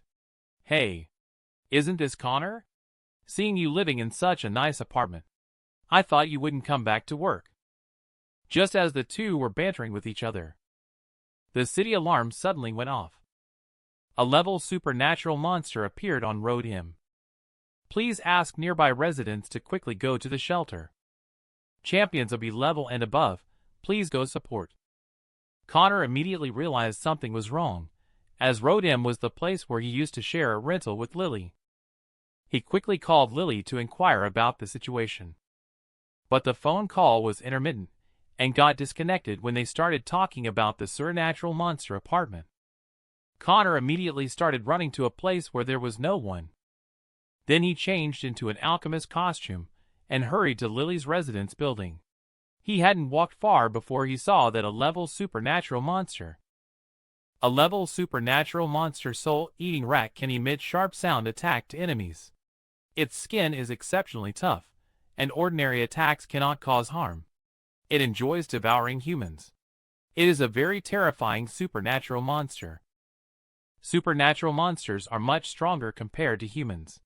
In general, it takes 3 A-level champions working together to defeat one A-level supernatural monster.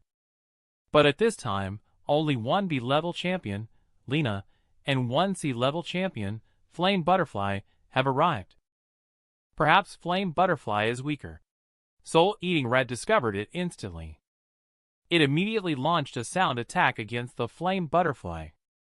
At this time, the B-level champion on the side hurriedly carried away the Flame Butterfly. She did not blame Flame Butterfly. What's a C-level champion doing running over here? In front of it, you can only be a cannon fodder. At this moment, Flame Butterfly weakly replied. I'm sorry. I just saw Lena alone nearby. Suddenly, cries for help came from the building over there. It turns out that the recent sound attack directly pierced the building, causing it to lose balance and start tilting, at risk of collapsing at any moment. Moreover, there were 2 people hanging on it. It turns out that the place attacked in the building happens to be where Lily shares a rental with her roommates. At this moment, Lily is pulling her roommate Yana, who is about to fall from the building. Lily, save me. I don't want to die yet.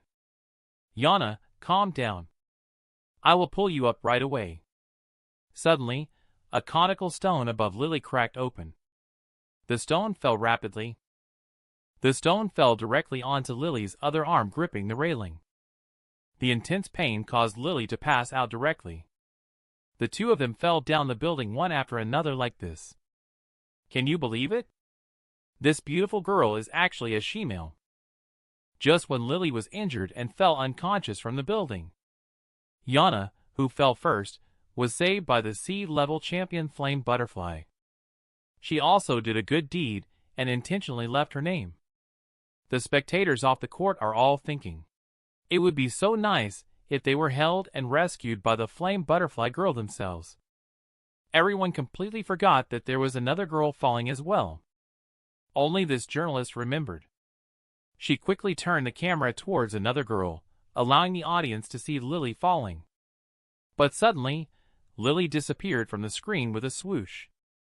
The crowd outside the live stream was all very speechless. The reporters also expressed that they didn't know what had happened. Just when the reporters were still wondering what was going on, B-level champion Lena shouted, "Quick, move aside!" At this time, the soul-eating rat was actually launching a sound attack on the airplane carrying the live stream reporter. At the critical moment, Lena unleashed Blazing Wind. The collision between Blazing Wind and sound attack caused an explosion, saving the lives of the people on the plane. And indeed, Lily was rescued by Connor. I'm sorry I was late, Lily. It's because of me that you got hurt. Don't worry, I will heal your wounds right away.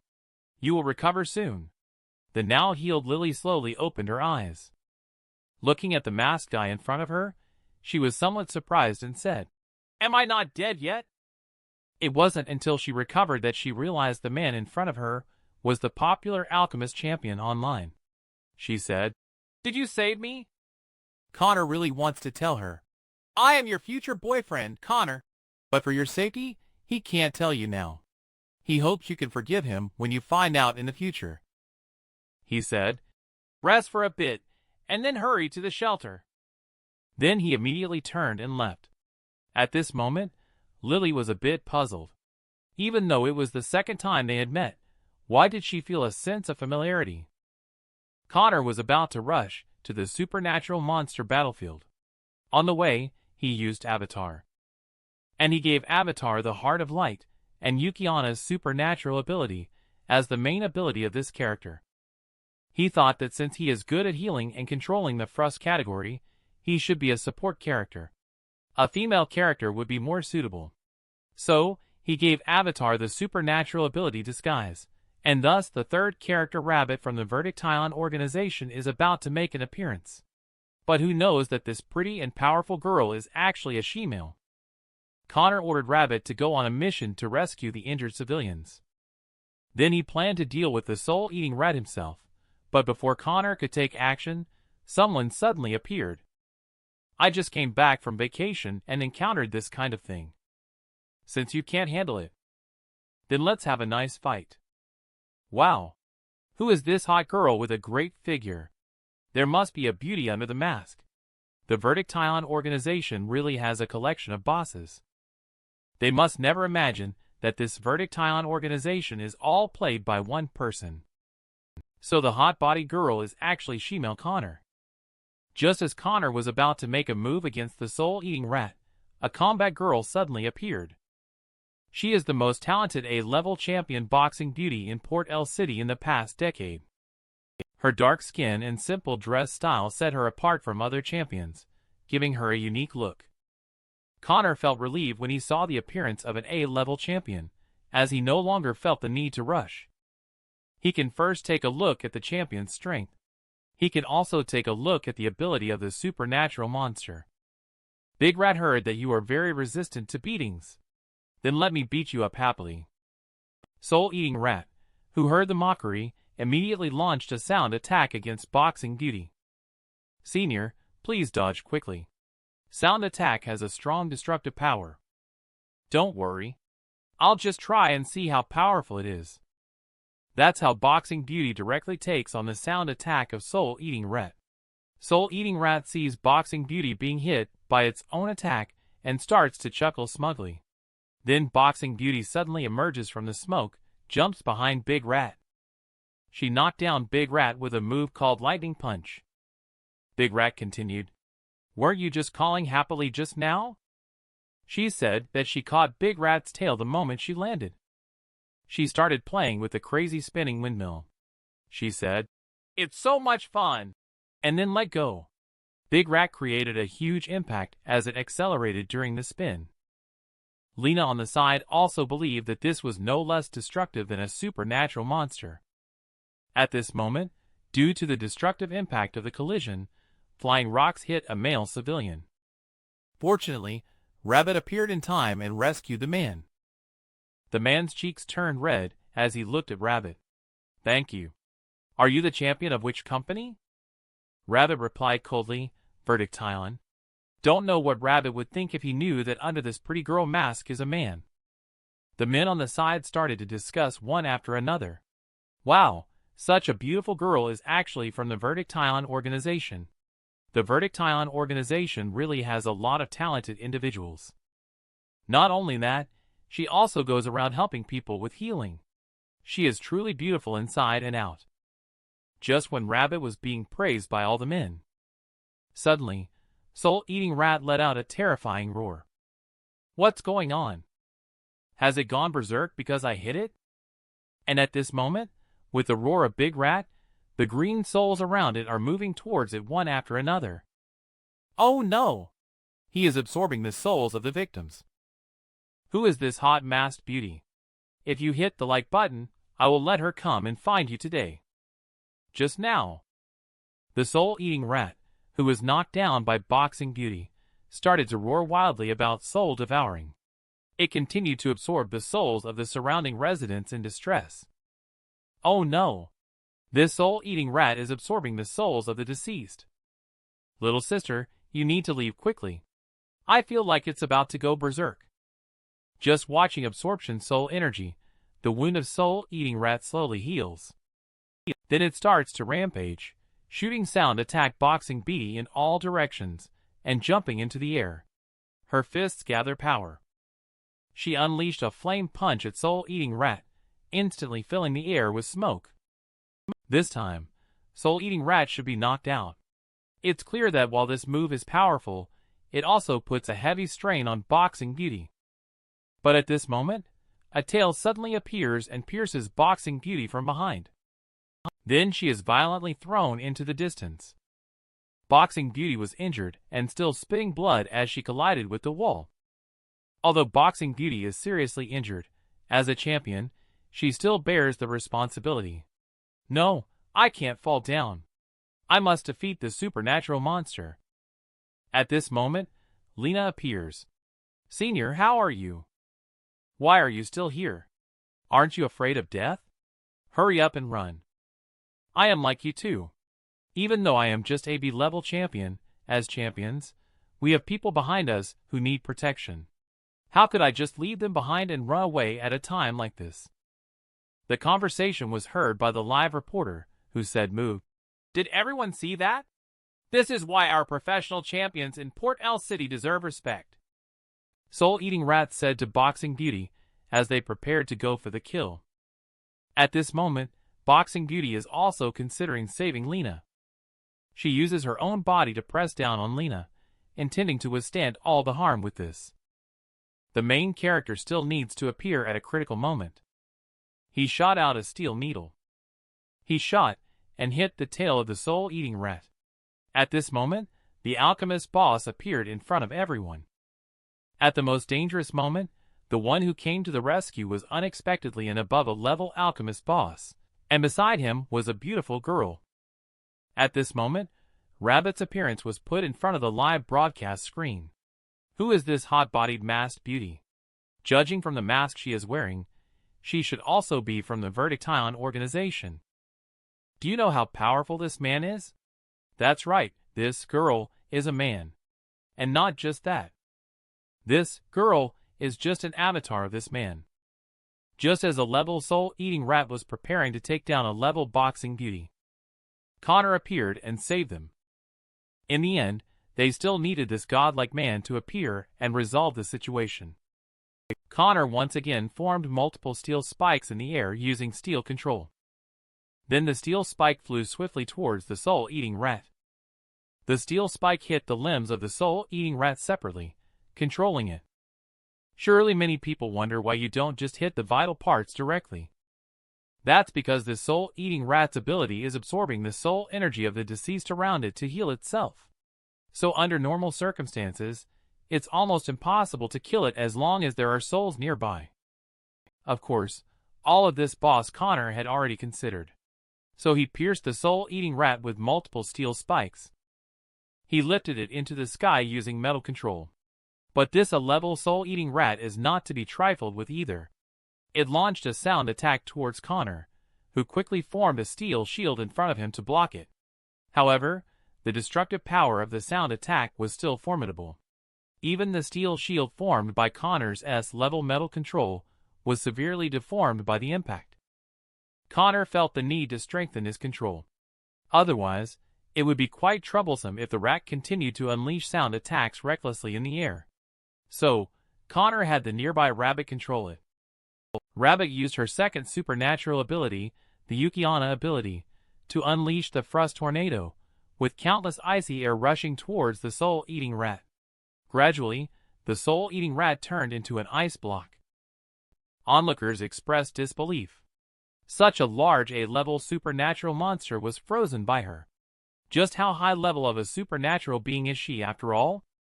Although frozen, the soul-eating rat did not sit idly by. It activated soul devouring and started absorbing the soul energy from the ground. I had already guessed that this rat would do this, but I didn't expect it to last so long. Then, let me raise you even higher. I don't believe you can still absorption energy at this height. Then let's end it here. Saying that, Connor activated Metal Storm. Countless metal blades formed around the soul-eating rat. Then the blades began to form small tornadoes that sliced back and forth on the soul-eating rat. In this way, a big rat was sliced into countless pieces that fell like snowflakes. What's impressive is that Connor started peeling again. A level supernatural ability, Soul Devouring. This ability can devour the soul energy of the deceased to heal oneself. However, it will cause a certain level of mental problems. Soul Devouring? Although it is a healing supernatural ability, I cannot kill people to absorb their soul energy. The people on the street were amazed by the strength of the alchemist boss. Several champions who had tried hard but couldn't defeat the soul-eating rat were easily taken care of by him in a few minutes. Is he a high-level powerhouse? And Boxing Beauty replied, "The pressure he gives me is much stronger than that soul-eating rat. He must be an S-level powerhouse." Just as everyone was focused on Alchemist, Rabbit fell behind Lena and Boxing Beauty. The two turned their heads in confusion upon hearing the commotion. What are you going to do? But Rabbit didn't say anything. She directly launched 2 auras towards them. Does Rabbit have any other tasks? Just now this girl thought she was going to be killed by the S-level boss. But suddenly a warm feeling spread around her. It turned out she was not going to attack us. Instead, she was using healing on us. Who are you guys after all? Why did you just use first category supernatural ability, and now have healing ability? Rabbit still coldly responded. What kind of organization is the Vertictile Rabbit Vertictile organization? Everyone wears a mask, and they are all dual category supernatural beings with extremely powerful abilities. They probably never expected that the Vertictile organization only has one person. After resolving the situation, Connor and Avatar Rabbit left the scene. Godson Leon contacted me to meet. There must be some new intelligence he wants to share with me. Just at this moment, Rabbit's avatar time has arrived. Immediately, she dissipated. After the avatar dissipates, the supernatural ability gem on its body will automatically return to the original body. In addition, the memories of the avatar will also return to the original body. And Connor suddenly felt a little nauseous. Because in Rabbit's memories, he was always being leered at by a group of lecherous men. Not long after, Connor arrived at the agreed meeting point. At this time, Leon was still cheerfully humming a song. He also felt like someone was following him in the nearby forest. He said, "Is that so? New intelligence so soon? Godfather, don't you even consider who my godson is?" Suddenly, a sound of a tree breaking was heard from the nearby woods. Leon asked in confusion, "What's that sound?" Connor, who already knew, simply said, "Show me the documents first." It turns out that the Champion Association is preparing to open White Cavity recently. I thought it would be a long time from now. Connor actually knew about White Cavity a long time ago. But Leon on the side thought it was some big secret. He kept getting excited talking about White Cavity. But Connor still decided to encourage Leon. Your information is very valuable. This time the organization gave you a C-level ability potion. Connor was interrupted by Leon before he could finish speaking, and Leon immediately drank the potion. Then Connor reached behind his back and began to manipulate the hidden compartment again.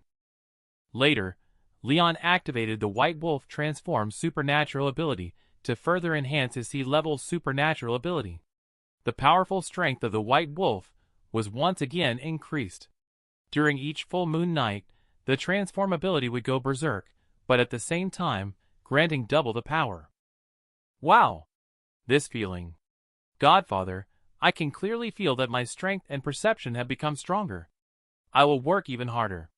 One day, I will obtain the S-level supernatural ability potion and surpass father and my brother.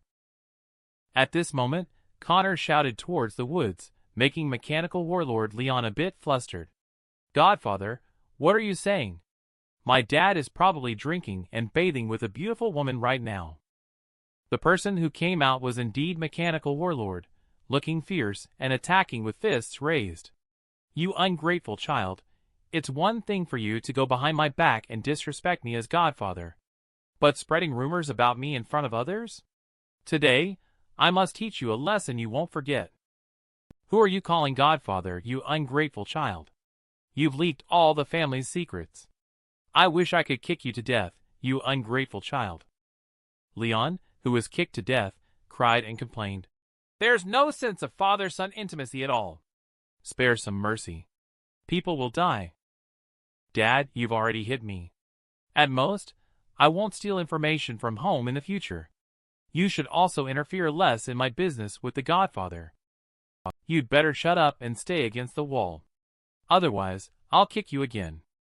The angry Mechanical Warlord started directing his anger towards Connor. After all, he is also his own flesh and blood. My adopted son has never had any supernatural ability since he was young. What method did you use to give him supernatural ability? Connor smirked. Your son has had supernatural ability since he was young. Strictly speaking, he is also an A-level champion just like you. It's just that this supernatural ability doesn't mean much to him. I will make good use of his reborn supernatural ability. Don't just mention one type of supernatural ability. I can also help him acquire 2 categories, or even 3 categories of supernatural ability, which is an easy thing to do. The first person who was surprised and excited when hearing this was Leon, the white wolf behind you. Godfather, you're not fooling me, are you?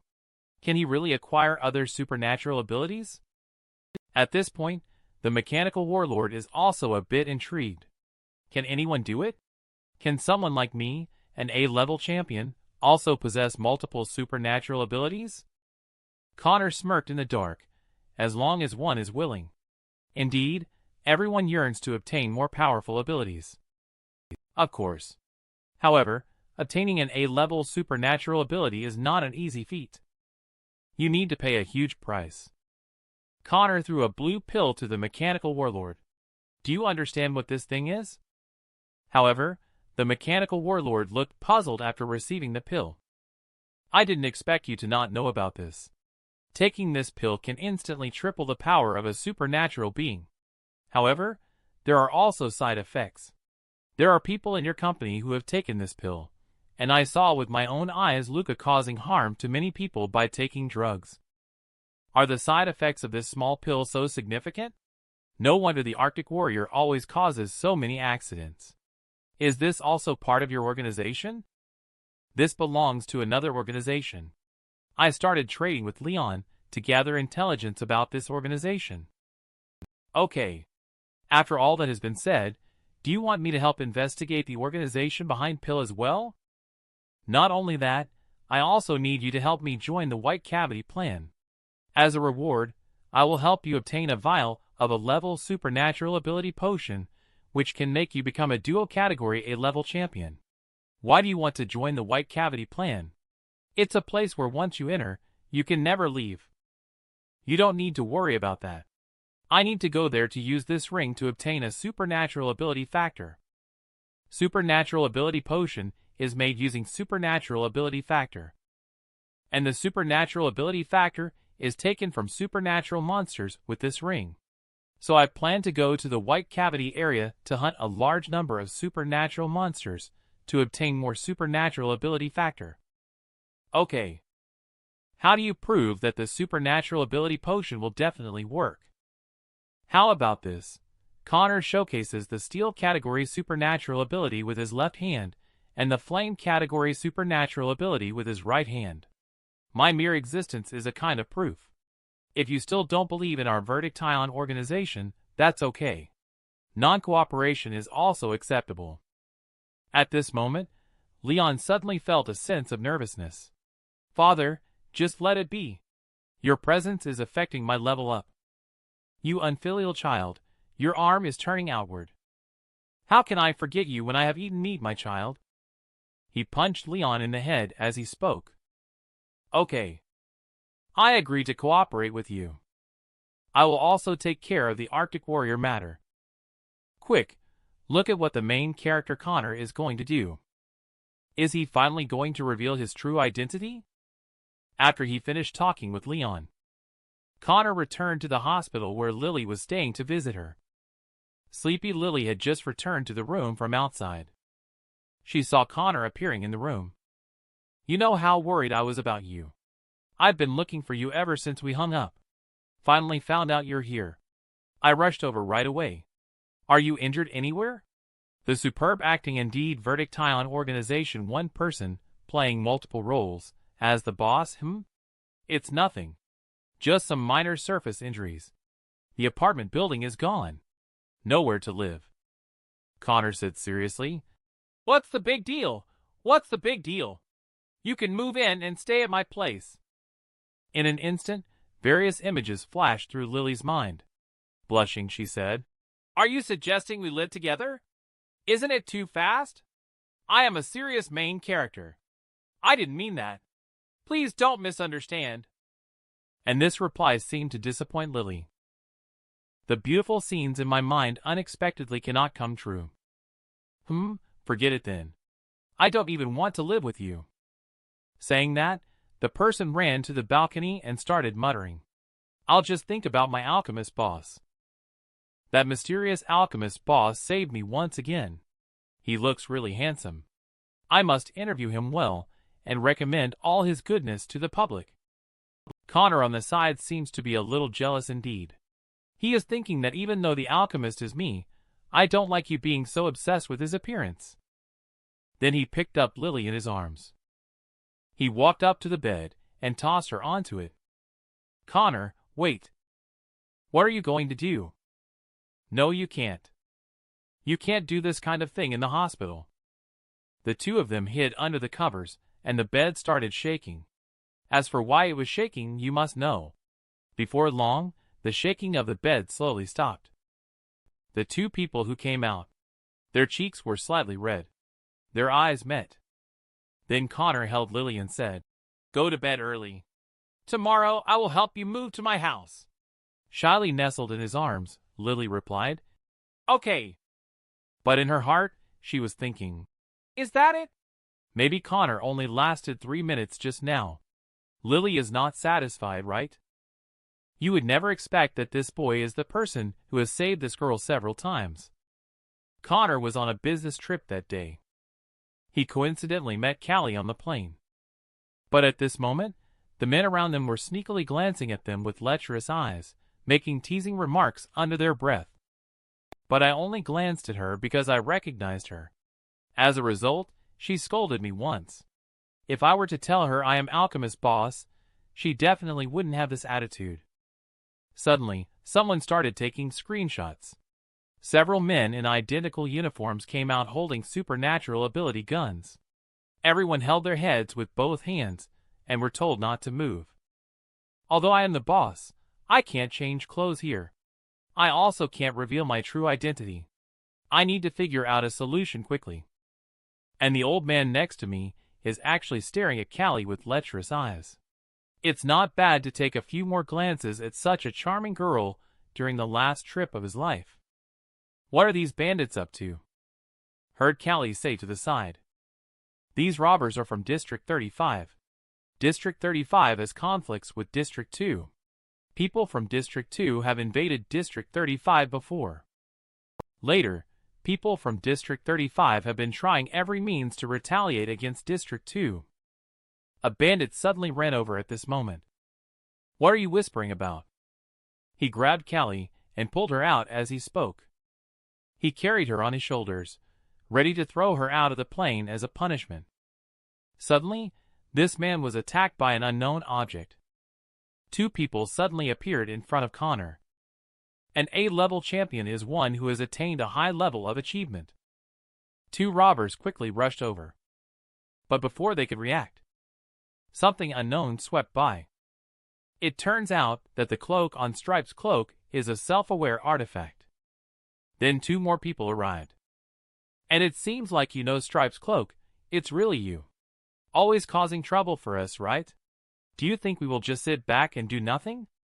They said, as they activated the fatty enhancement supernatural ability, and their bodies began to expand. Could it be the supernatural ability that enhances physical strength? Not good. They are not enhancing their physical strength. They are human bombs. And so the two of them exploded as human bombs on the plane. The explosion caused the plane to start losing control. It began to wobble dangerously. People on the plane began to panic. Do you have any way, for example, using a cloak to support the entire plane? Do you think I'm an S-level boss? My ability currently can only help a few ordinary people to leave. After everyone heard this sentence, people on the plane who were already in panic began to clamor to be taken away first. At this moment, Connor felt extremely panicked, but he hesitated to use his supernatural ability in front of everyone. Just at this critical moment, Stripe's cloak champion chooses to save the girl. People on the plane are still scrambling to be taken away. At this moment, Stripe's cloak thinks of a way. You hurry up and come up to the cloak. Let's go outside together. Commander Mist hesitated. You wouldn't want to leave the passengers behind, right? We can't do that. Trust me on this. Hurry up and come up quickly. Otherwise, it will be too late. The two of them stood on the cloak and flew out. At this moment, Connor, who was sitting by the window, suddenly came up with an idea. He decided to summon his avatar outside through the crack in the window. Though the avatar only had 1/10 of the original body's power, it should be able to save the plane. Saying that, Connor activated his avatar. The avatar appeared outside the plane through the crack in the window. On the other side, 2 A-level champions came over the plane. Stripes Cloak said, "Commander, quickly use your smoke supernatural ability to create a parachute. This way, the plane's descent can be slowed down. You're so clever. I didn't expect this solution."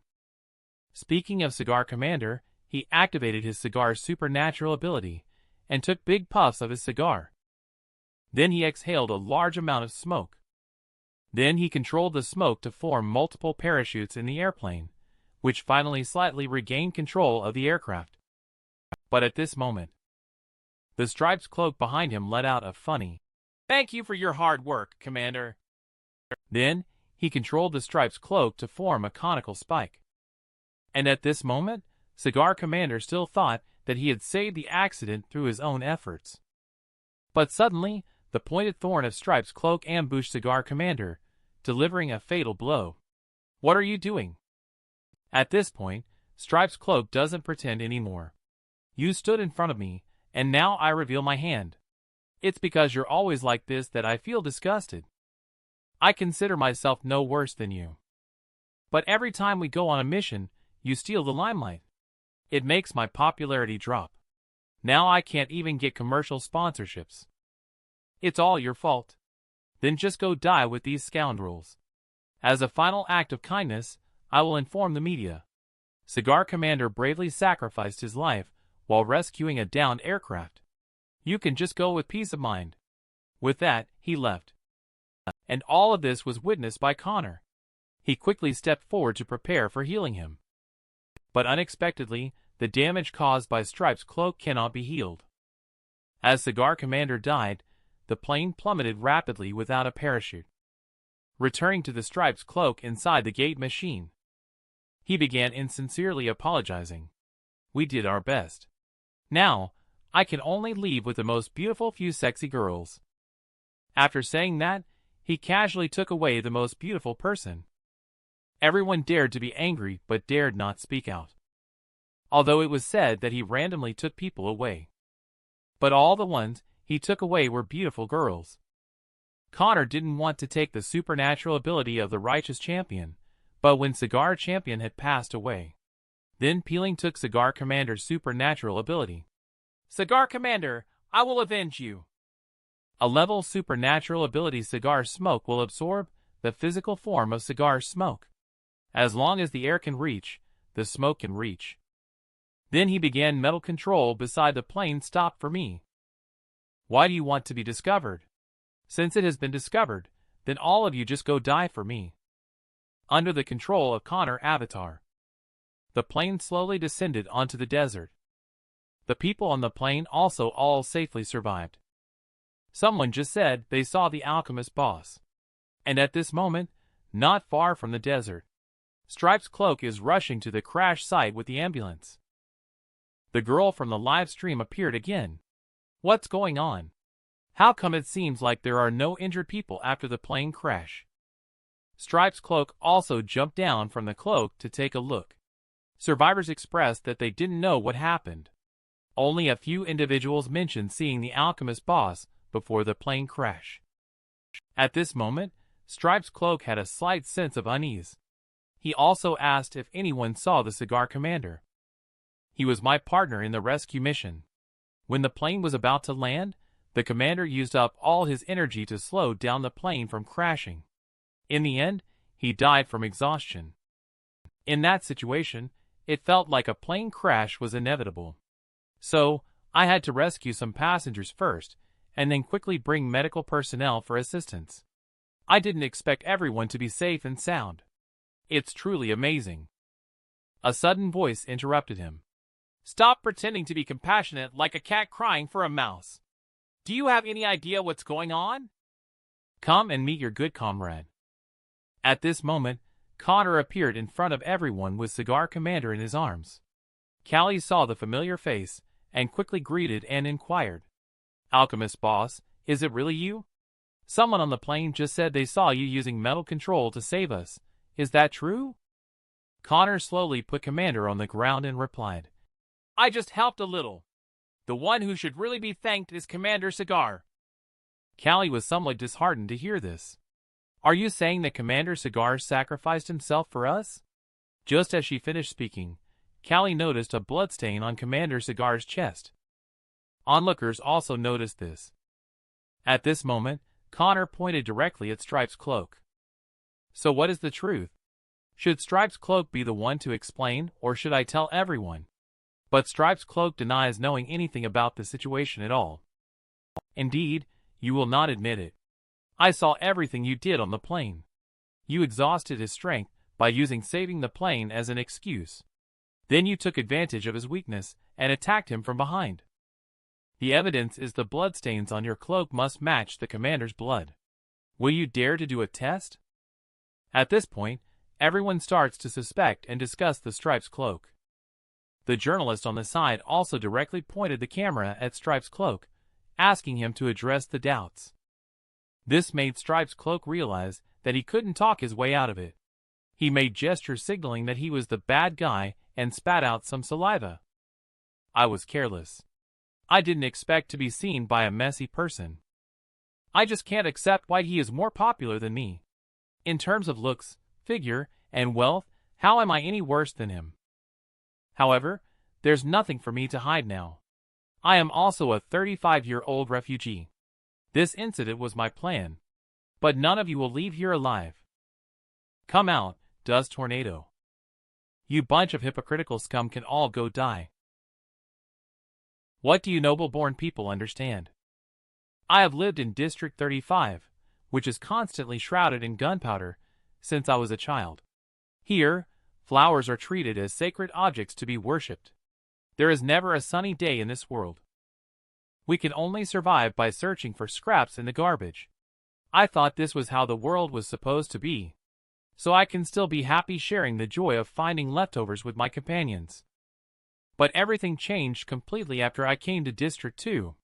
For the first time, I learned that water could be sweet, flowers could bloom everywhere, the sky was blue, and the clouds were white. However, in this beautiful District 2, people's hearts are black. The hypocritical people in District 2 would scorn me and beat me when they know that I come from District 35. I don't understand what I did wrong.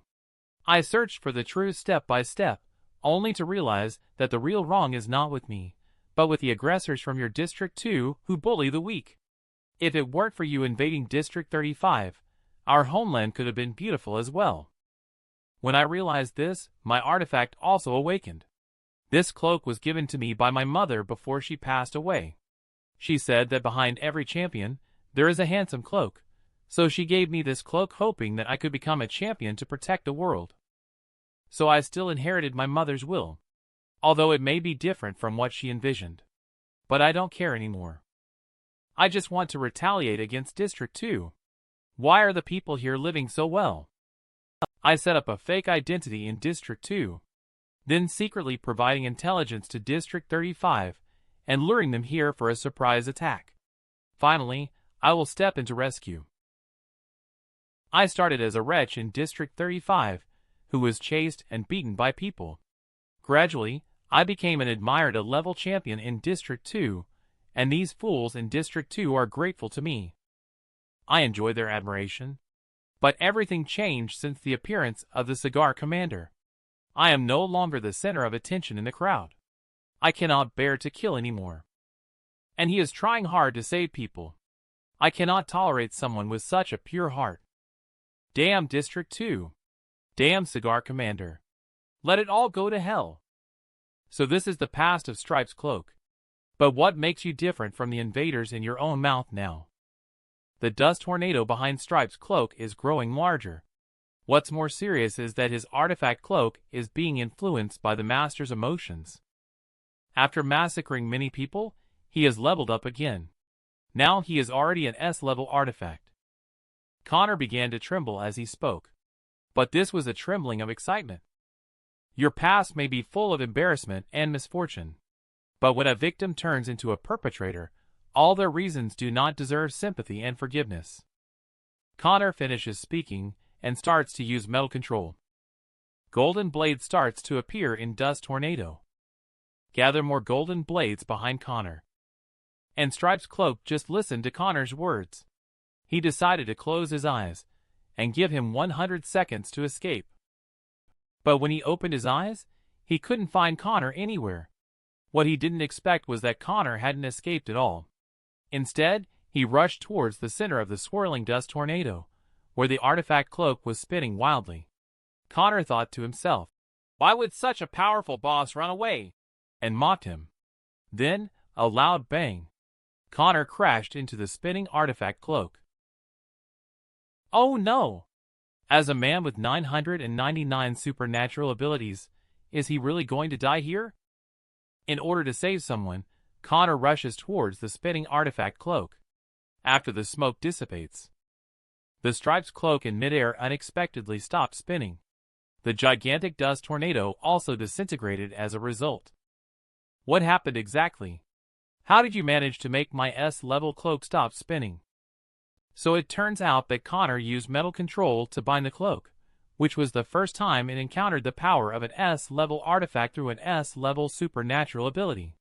Surprisingly, it was quite difficult to control.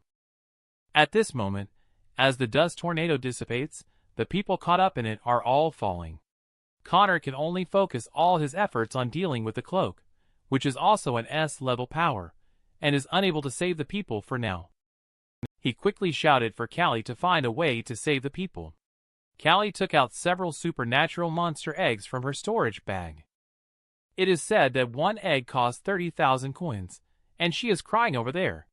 I wonder if it will be charged to Connor's account. The huge supernatural monster egg cracked open. The egg fluid inside formed a flood, saving the falling person. At this point, the already crazed Stripe's cloak took out a supernatural ability gun, saying they all must die. Then he started shooting at Connor. Connor reacted quickly and dodged swiftly. But he didn't expect that these bullets were actually tracking him.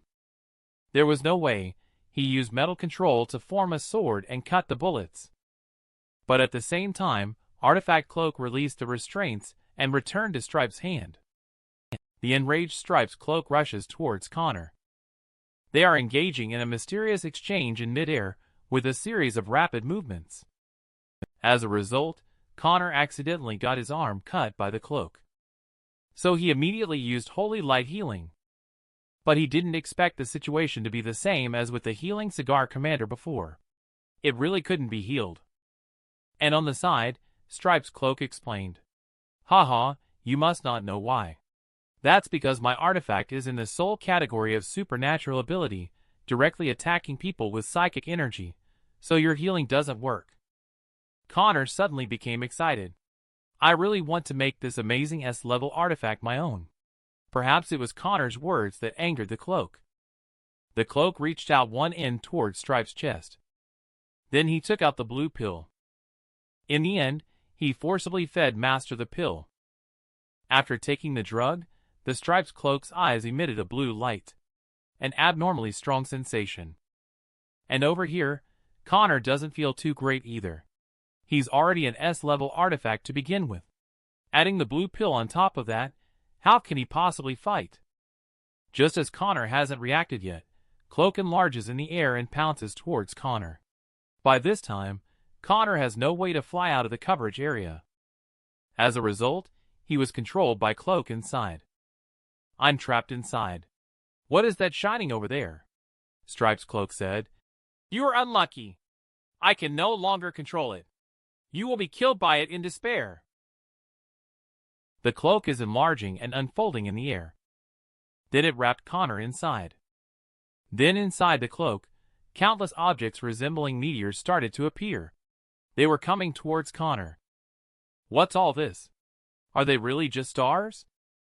Not good all of a sudden. Connor felt these stars starting to shine and heat up. Then with a bang, a strong explosion occurred inside the cloak. At this point, everyone was worried about the alchemist boss. Stripes confidently said. There's no need to shout. And don't hold any expectations. He has been blown to ashes now. However, after the smoke cleared in the next scene, an iron pillar appeared. The recent explosion only blew off a small piece of the iron pillar. I can't believe he's not dead. Who are you really? Alchemist slowly emerges from the steel pillar. That was close. Almost went down the wrong path. At this moment, everyone cheered loudly. Alchemist boss, you are so amazing. Alchemist boss, you are the god in my heart. Alchemist boss, I want to give birth to a monkey for you.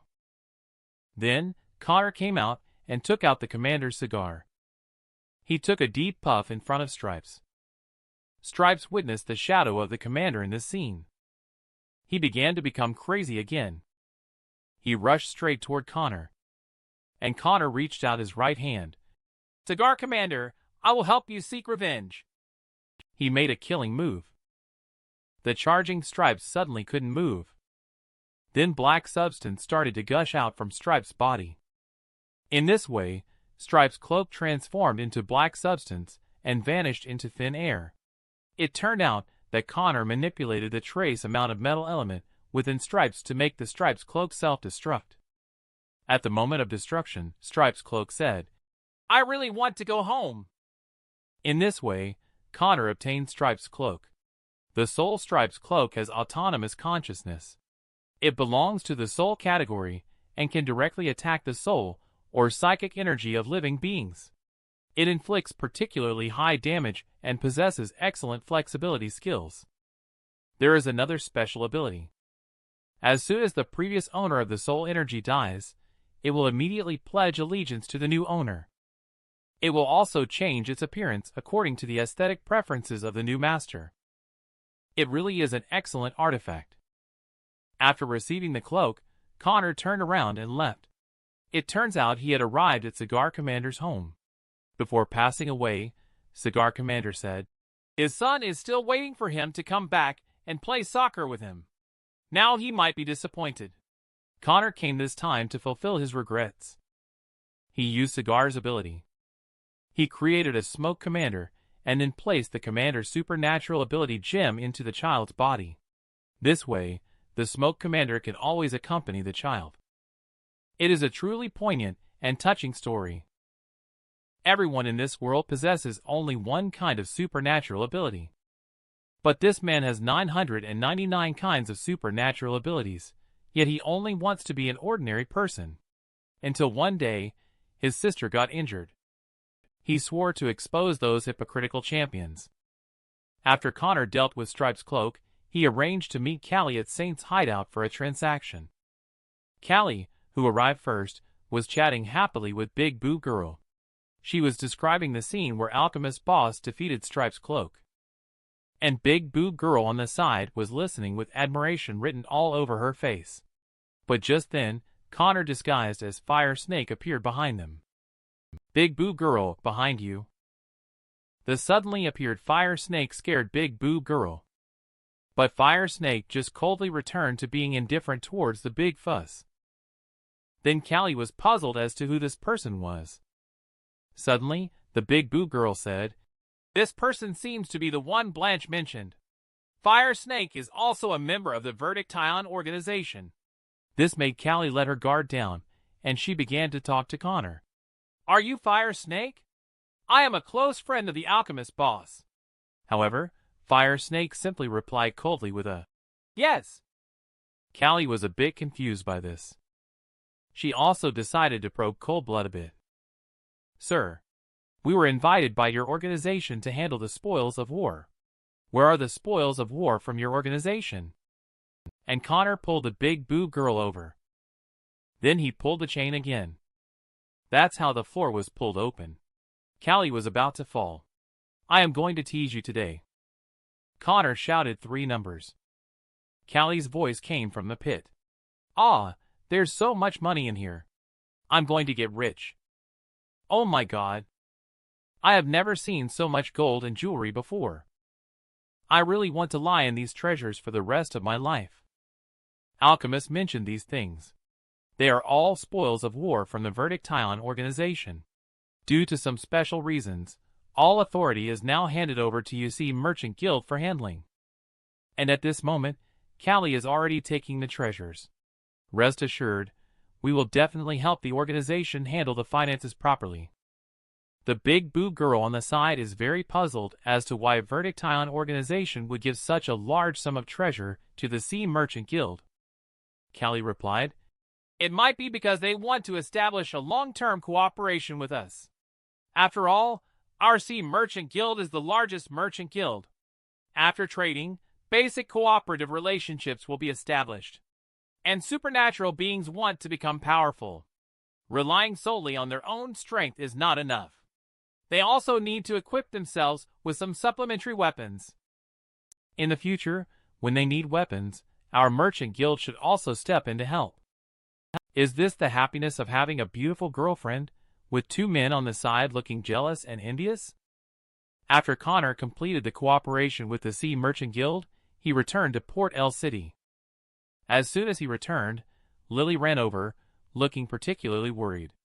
"I was so worried when I saw the news of the plane crash and thought I wouldn't see you again." This action stunned the passers-by nearby. "Lily is fine. I have safely returned.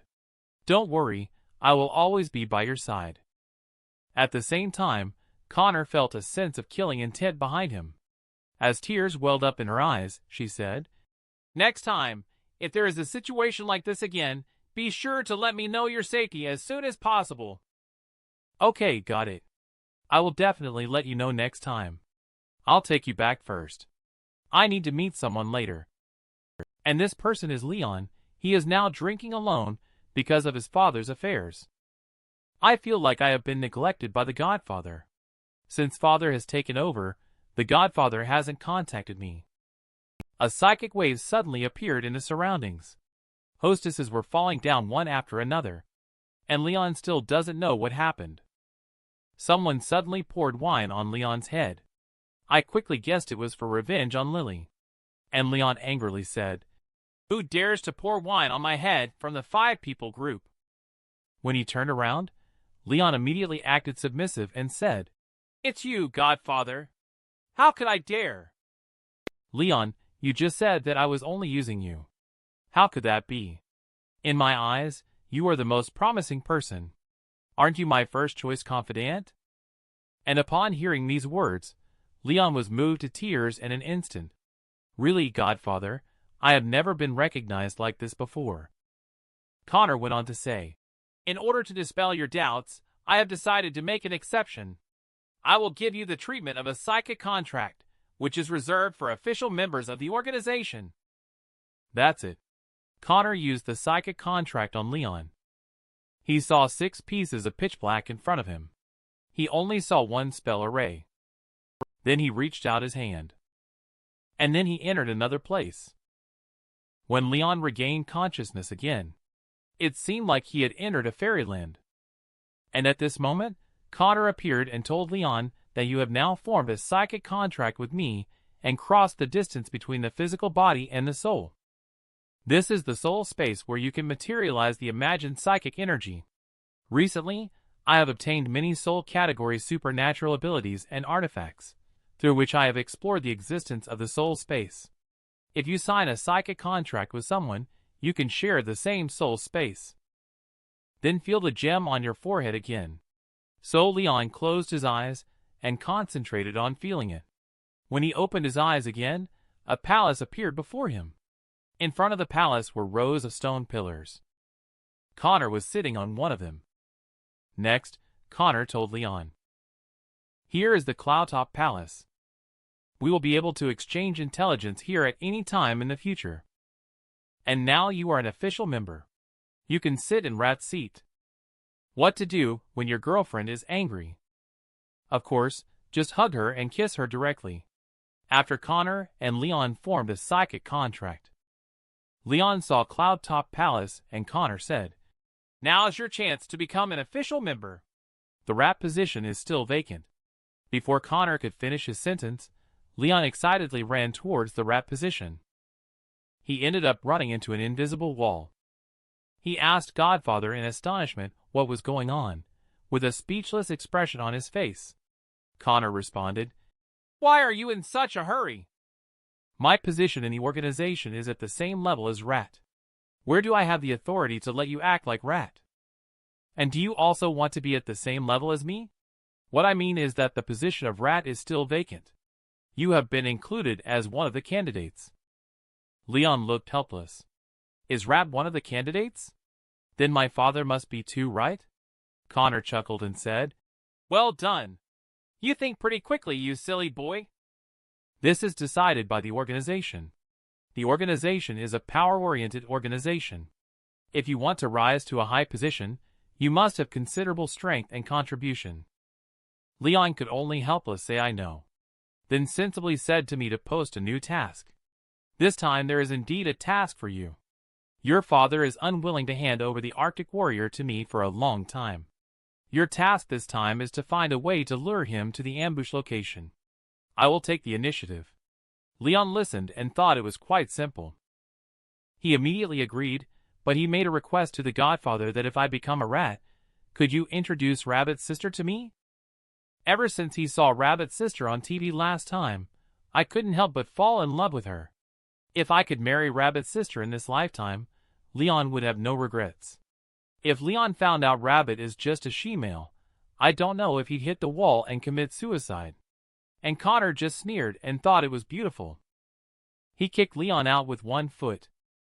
5 people actually wanting to hit on my avatar makes me sick to think about.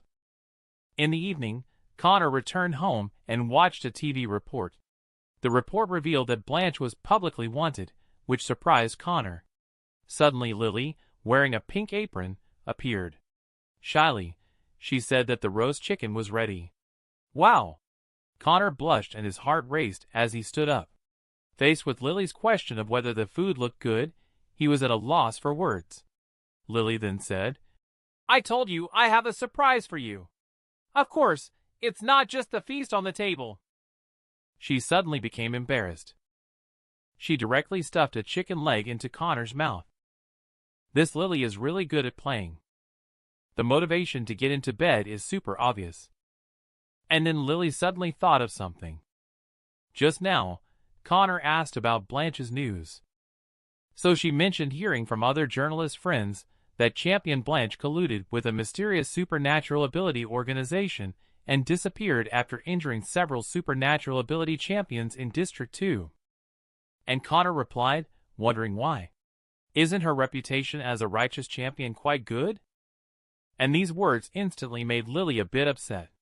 It seems like you are paying a lot of attention to her. Connor replied, "It's because I've had a brief encounter with her. The way she desperately tried to save someone doesn't seem like the actions of a villain. And someone with her unique charm, like a champion with a distinctive personality." As soon as these words were spoken, Lily immediately put down her chopsticks. She stood up and shouted loudly, "You're right. She is so good, and I can't compare to her in terms of ability." At this moment, Connor also stood up and hugged Lily. He didn't hesitate and kissed her directly. Then he said, "I investigated her, and she's not what you think. You will never be surpassed by anyone in my heart." This instantly left Lily feeling shy and at a loss. Then he gently whispered in her ear, "In my heart, you are unique. You will never be surpassed by anyone." This time Lily instantly became much gentler. Then Connor continued to explain that my profession is a journalist. The responsibility of a journalist is to understand the truth of things. I have no other thoughts about her. The person I like will always be you. After saying that, he hugged Lily tightly. As for the rest, please use your imagination. The next day, Connor sat in front of the computer and checked the dark web information that Callie had provided to him. Inside were intelligence records on various professional champions. But viewing the information requires payment. For example, Connor wants to view Hot Sour Noodle Sorbman's information.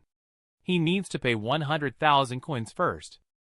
The intelligence content is probably about the previous plot and the variety shows he participated in. It looks more like a celebrity vibe.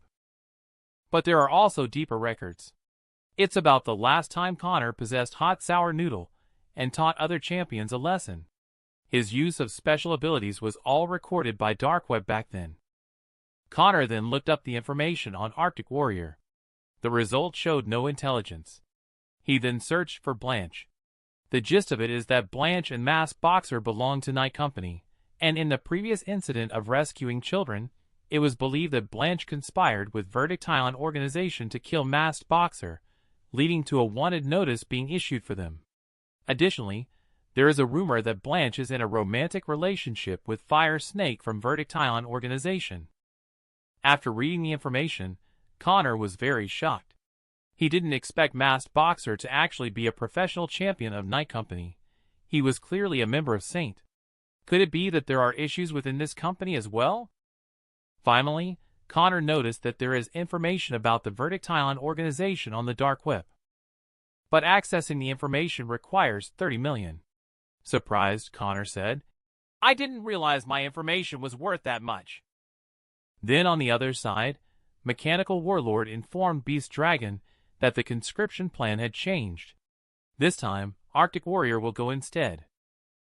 Beast Dragon was very disappointed. He said that the spot was promised to him. Now it has changed again. And his father spoke well.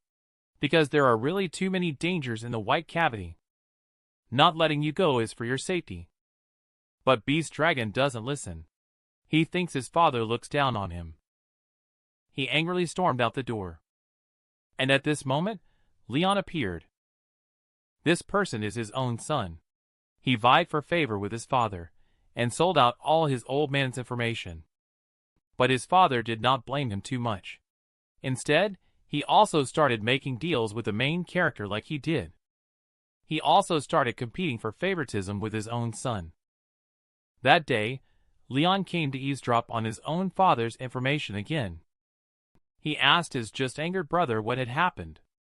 And his brother, Beast Dragon, said, "Father is sending Arctic Warrior to participate in the White Cavity plan this time. I really don't know what Father is thinking. I heard that there are many valuable supernatural monster materials in White Cavity. He actually gave this good opportunity to him. People who don't know might think that Arctic Warrior is his true son." Upon receiving the news, Leon immediately thought of the main character, Connor. He promptly used the psychic contract to head to Cloudtop Palace. Maybe he's not very familiar yet. He fell as soon as he arrived. And Connor also mercilessly mocked. Really have no dignity. Leon immediately shared the plan of the Arctic Warrior heading to White Cavity with Connor. Connor initially had some doubts after hearing it. He didn't know what Mechanical Warlord really meant. Then he continued, "If I were to deal with Arctic Warrior now, it might arouse suspicion.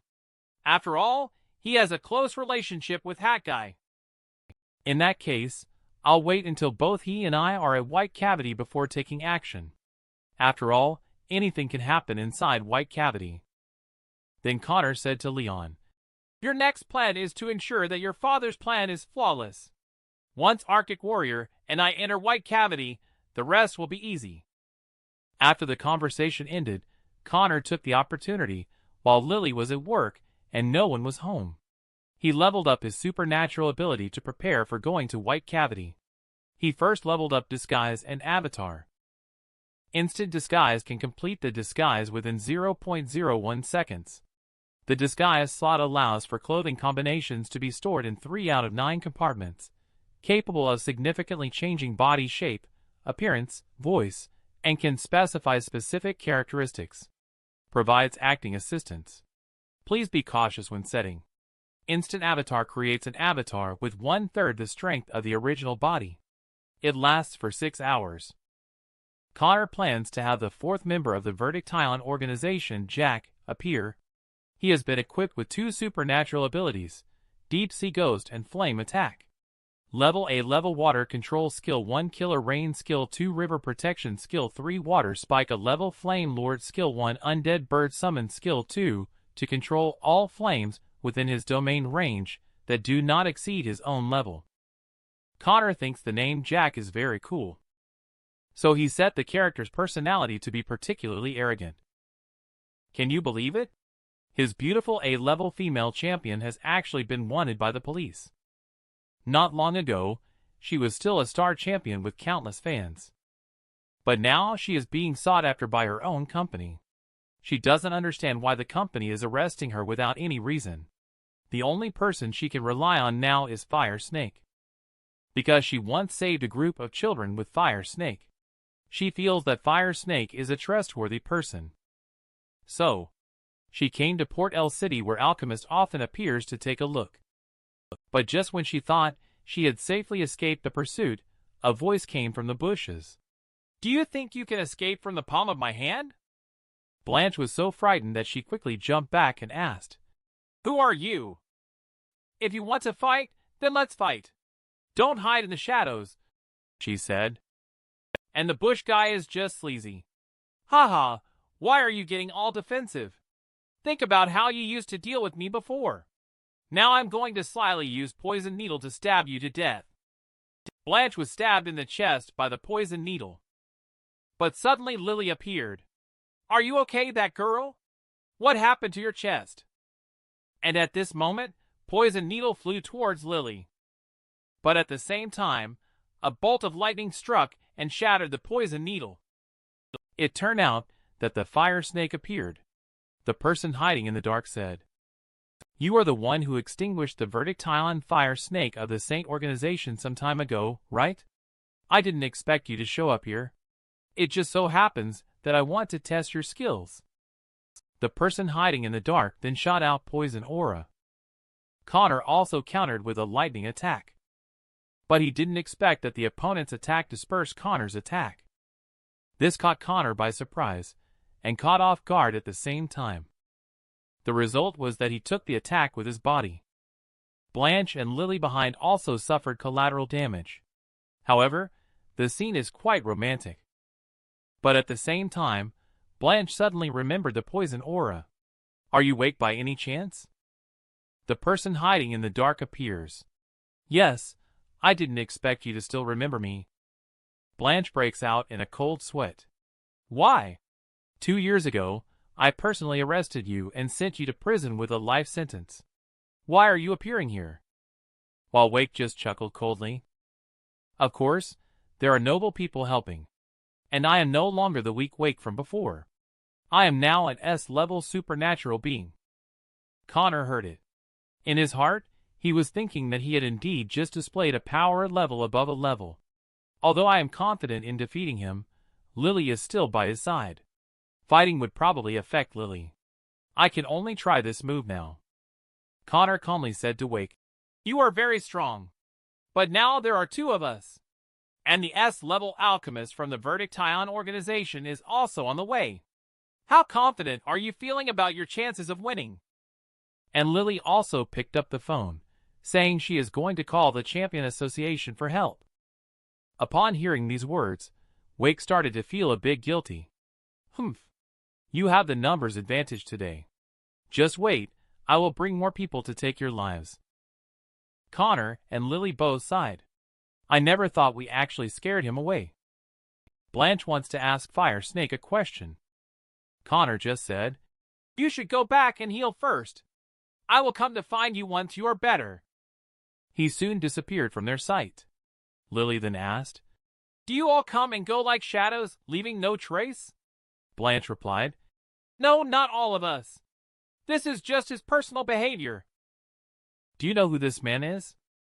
"He looks like an ordinary man on the surface. However, in reality, behind the scenes, he is a super strong boss. Everyone in this organization is just him alone." Just now, he saved Blanche and Lily in the guise of Fire Snake. He turned around and transformed into an ordinary person, Connor, appearing in front of him. Blanche is injured. He bravely volunteered to say, "I'll carry her." On the way, the 3 people briefly exchanged pleasantries. Connor curiously asked Blanche why he came to Port L City. Blanche said he wanted to learn more about the Vertictile organization. "I feel there is a big conspiracy behind it. I did not kill Mass Boxer, nor did I collude with the Vertictile organization. But now it feels like someone is trying to frame me for his death. There is another possibility. Just as Blanche was about to mention the other possibility, Connor went on to say, there is also a possibility. He wants to point all the blame at Verdict Island organization and make it a target of public criticism.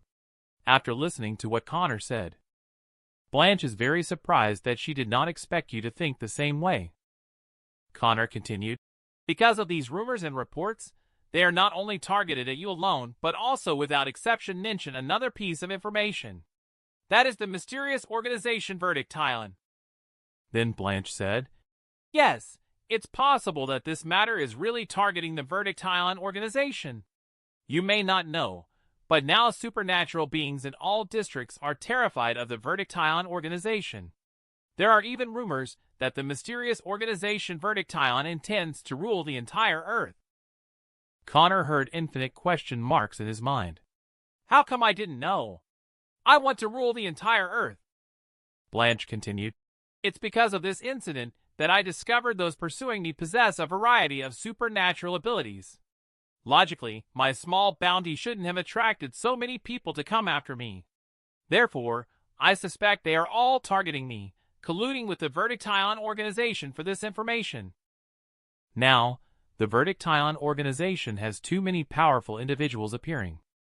Among them, there are even alchemists with no shortage of S-level strength suddenly appearing. They are uncontrollable existences, exerting invisible pressure on the supernatural being associations of various districts. Therefore, some people also want to use this fear to rally the supernatural beings together to attack the Verdict Island organization. Connor suddenly felt that this might be related to the Blue Pill organization. He felt that it might have been deliberately instigated by the Hackeye organization. Then Connor asked Blanche if she also came to Port El City to take revenge on Verdict Island. Blanche replied, no, I came to uncover the truth and help Verdict Island. Then she blushed and said, I know Fire Snake from within the Verdict Island organization.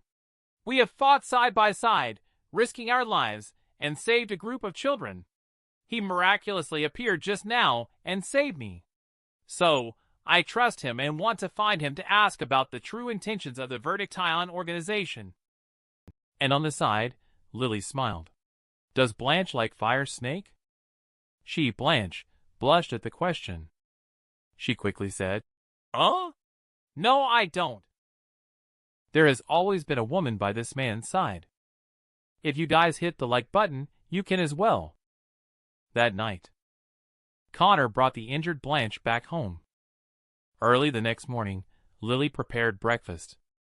Suddenly, Connor embraced her from behind.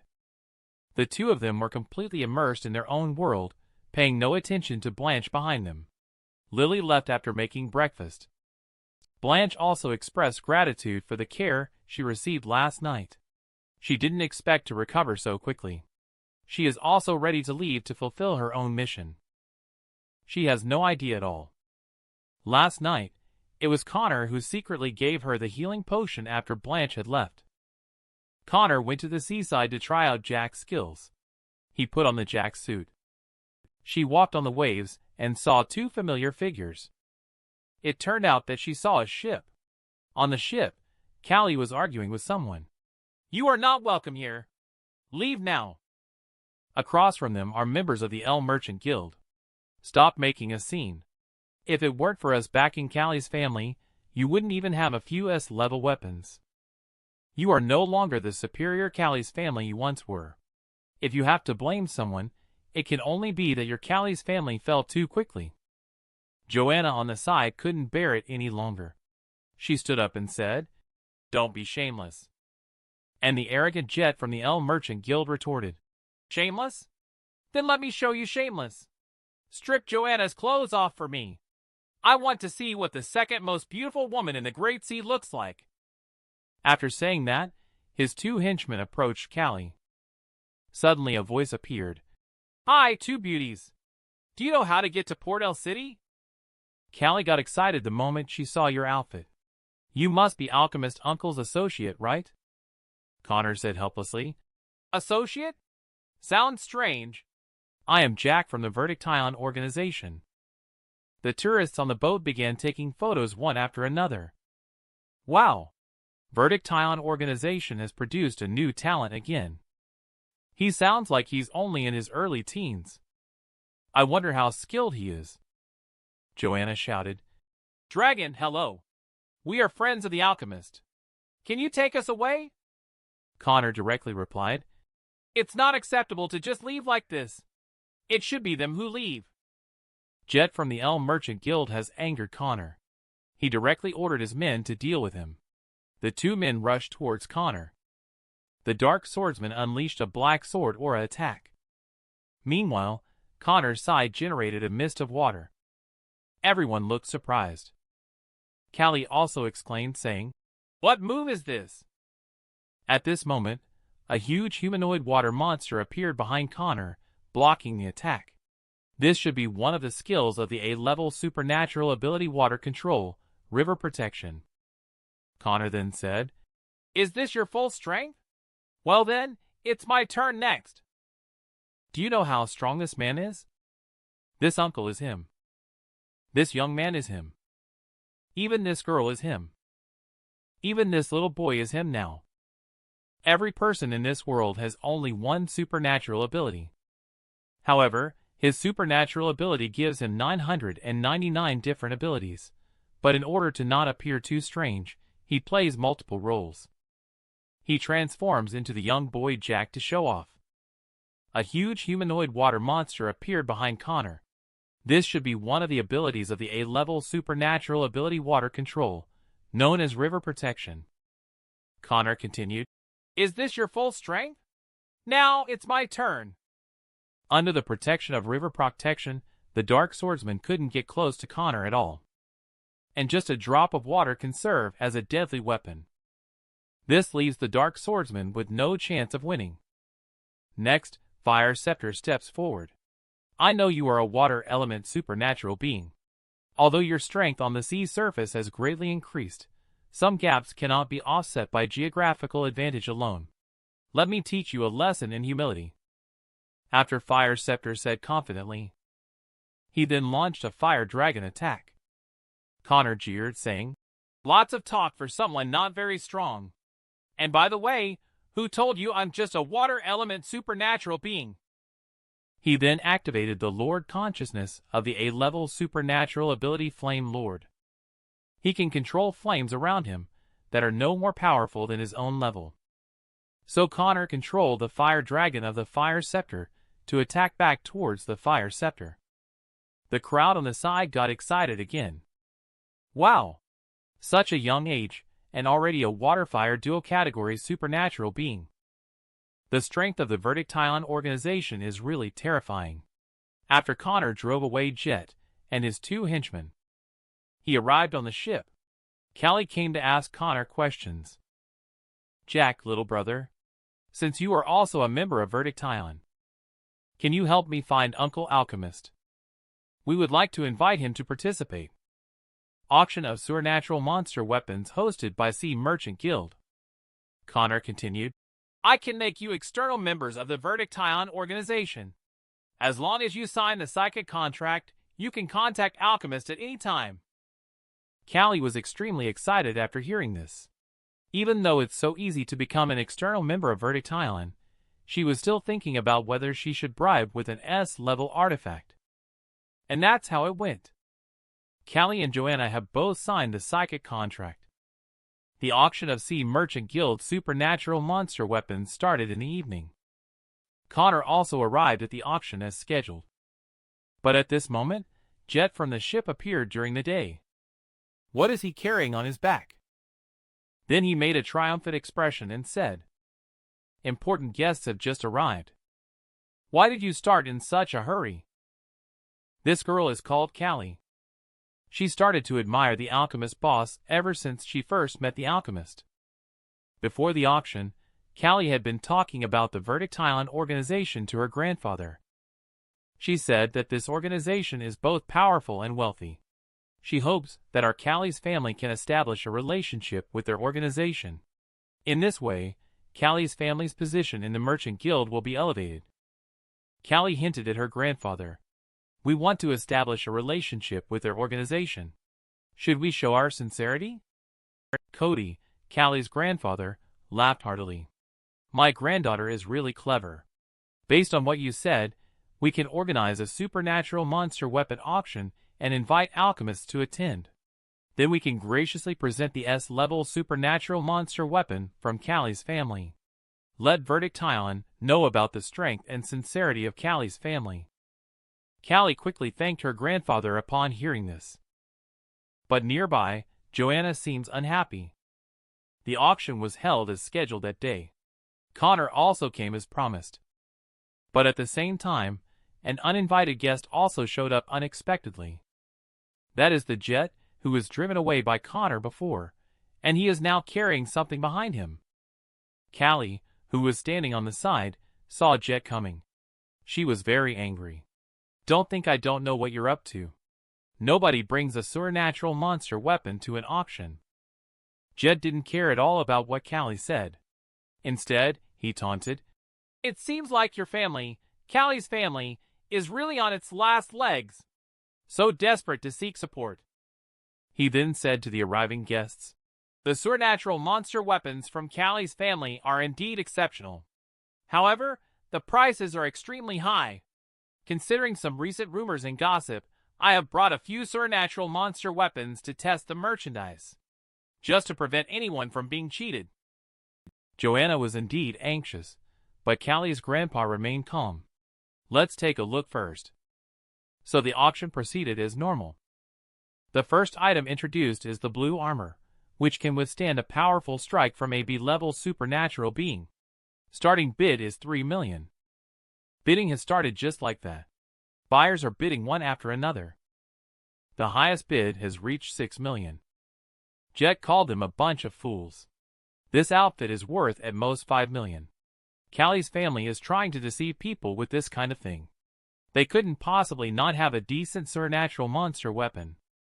Then the second item appeared.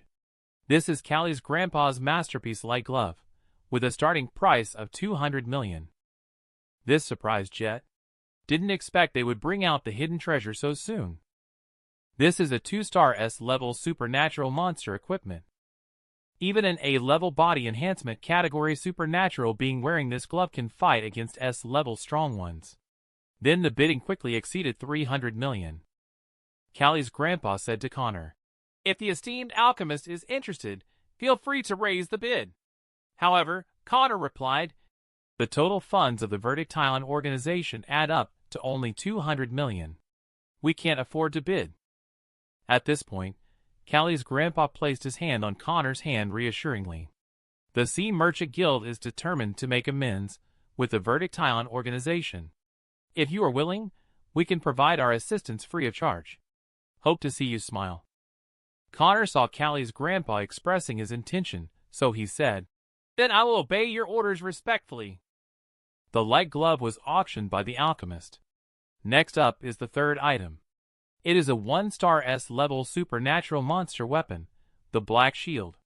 This is how the auctioneer introduced its origins. Jet walked up holding the weapon he brought and spoke. Wait a moment. Then he rushed up to the auction item and was about to strike with a sword. Before selling the goods, shouldn't you let us try them out first? Every person in this world has only one supernatural ability. But his supernatural ability is particularly powerful.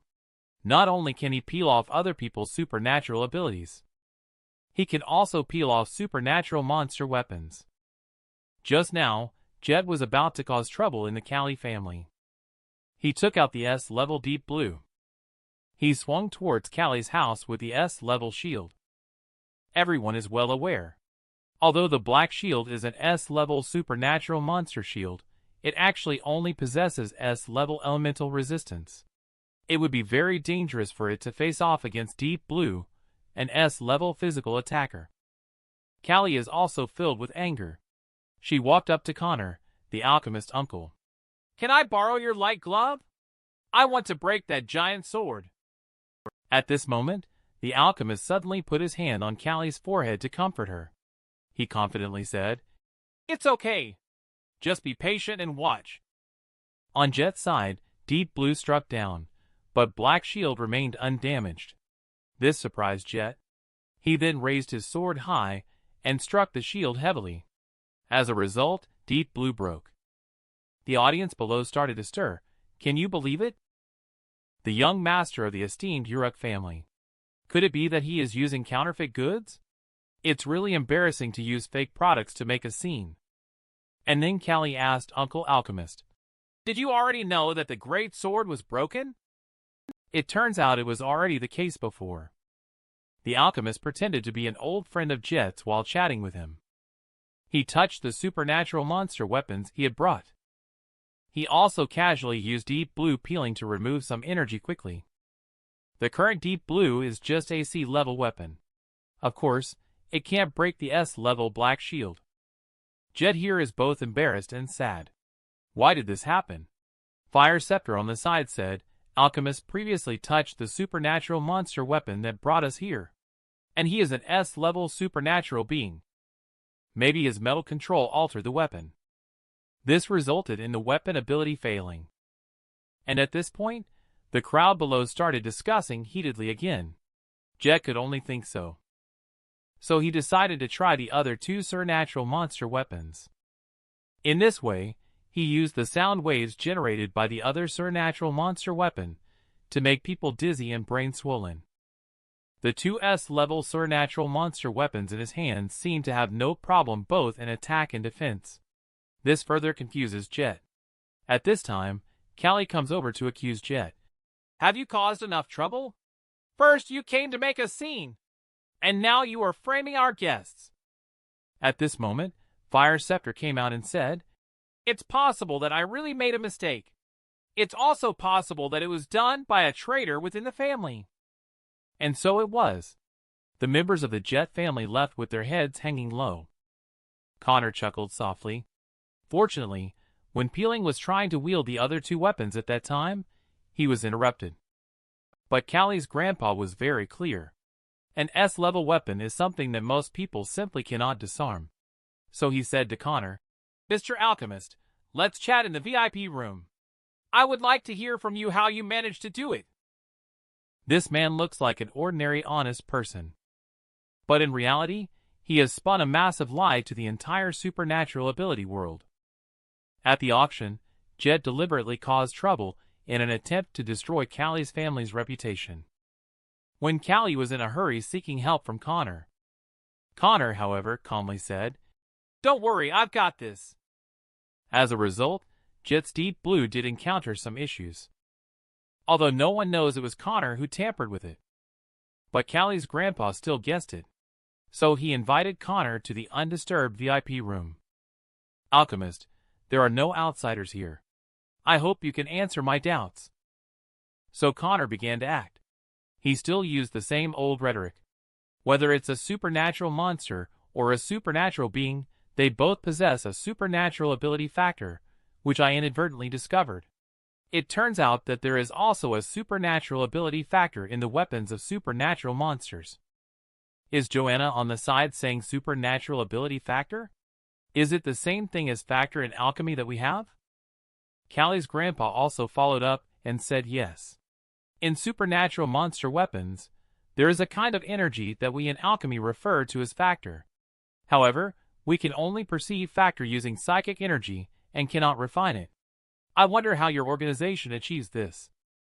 Connor reached out to introduce this ring of lies to everyone. The reason why we can absorb supernatural ability factor is all thanks to this star absorption ring. Just now, Jet's S-level Deep Blue failed because my ring absorbed the supernatural ability factor. At this time, Callie's grandpa doesn't quite believe Connor's explanation. Forgive me for being blunt. I, Cody, also have some knowledge in alchemy. The idea you mentioned about collecting supernatural ability factor is truly unheard of. Then Callie's grandpa took out a D-level wolf pen, which is a supernatural monster equipment that can accelerate wound healing. If you don't mind, why not use it to demonstrate? Connor took the D-level wolf pen given by Callie's grandpa and activated the supernatural ability peeling. The result was only 30 units of dark energy, thinking that the dark energy peeled out was better off left in its original state. Then he handed the wolf pen back to Callie's grandpa, saying, "I have completed the collection. Callie's grandpa, you can verify if what I just said is true. Callie's grandpa was instantly shocked after taking the wolf pen. The wolf pen had indeed malfunctioned. This factor was actually extracted. This event, in terms of alchemy studies, is definitely a groundbreaking development.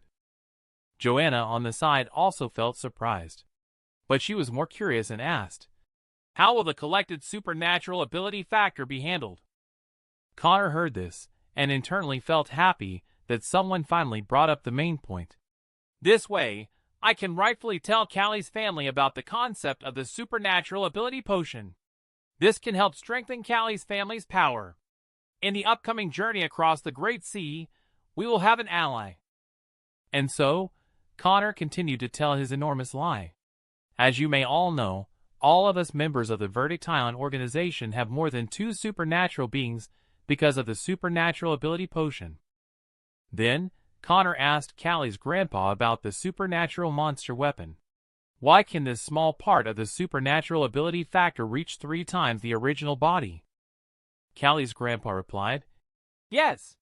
When the supernatural monster dies, the factor in its body, which is what you call the supernatural ability factor, will converge on a specific organ. And we use alchemy to find the organ where the factor converges by using psychic sensing, then turn it into a weapon for defeating supernatural monsters. And on the other side, Blanche alone. She encountered Element 5 people chasing her. Boss is boss. Others only have one kind of supernatural ability, but he has 999 kinds of supernatural ability. He actually just sent an avatar to conduct the rescue now. But this avatar is not just an ordinary being. Tonight, Blanche is still looking for traces of the Verdict Island organization. But they encountered the Element 5 people who were chasing after them on the road. But at this moment, the reporter broadcasting said, nearly 10 supernatural beings have gathered on Port L City Street C. This surprised one of the Element 5 people. He did not expect several more pursuers to appear behind him. Moreover, they clearly have strong abilities. The bald-head guy didn't dare to speak arrogantly. Instead, he reasoned with Beast Dragon, saying, Your Excellency Beast Dragon, the sealed sword was first discovered by our group of 5 element people. It wouldn't be good to snatch it so blatantly. Beast Dragon instantly ran up to him and struck him. Blanche is indeed a traitor. However, your group of 5 element people is also affiliated with the Champion Association. At this moment, the other 3 element individuals began to attack Beast Dragon. But they were quickly taken care of by Beast Dragon. The last person saw the situation and chose to escape. But she was still pierced through the chest by Beast Dragon's claw. Next, only Blanche was left. And at this time, Leon was also watching the live broadcast. Fire Butterfly beside him could tell that Leon was somewhat worried. She thought Leon was worried about his brother. And what Leon was actually worried about was if Blanche was a member of the Verdict Island organization, then being killed by his own brother. He didn't know how to explain it to Connor. So he went to Cloudtop Palace. He reported Blanche's current situation to Connor. He also secretly asked if Blanche is one of us to the Godfather. I saw online rumors that she is the lover of Fire Snake Boss. Connor said with a cold sweat, Fire Snake is just an ordinary man. How could there be such a relationship? Leon instantly understood. An old man and a young girl must be the illegitimate daughter of Fire Snake Boss. Then he smiled and said, Godfather, rest assured. I won't tell anyone. I'll continue to keep an eye on it. I'll report back if there is any intelligence. With that, Leon left. Then Connor took out 2 A-level supernatural ability gems and planned to give them all to Jack. One is an A-level supernatural ability Earth Controller. It can manipulate the Earth element for attacks. Skill 1, Heavy Stone. Skill 2, Earthquake. The other one is an A-level supernatural ability Wind Control, which can harness the spirits in the wind for personal use. Skill 1, Tornado. Skill 2, Wind Step. Skill 3, Wind Blade. That's it. Connor sent out Jack Avatar for support. The beast dragon started attacking Blanche, who also began to fight back. But the beast dragon still had the upper hand. Then it was mentioned to quickly summon the alchemist. "This way I can spare you," but Blanche refused. The beast dragon angrily jumped up to attack. Blanche used a defensive shield to block the attack. But beast dragon shouted, "I'm just warming up now." While Blanche over here is clearly feeling very overwhelmed. She feels like she's almost unable to hold on. This man was once defeated by Connor in a difficult battle.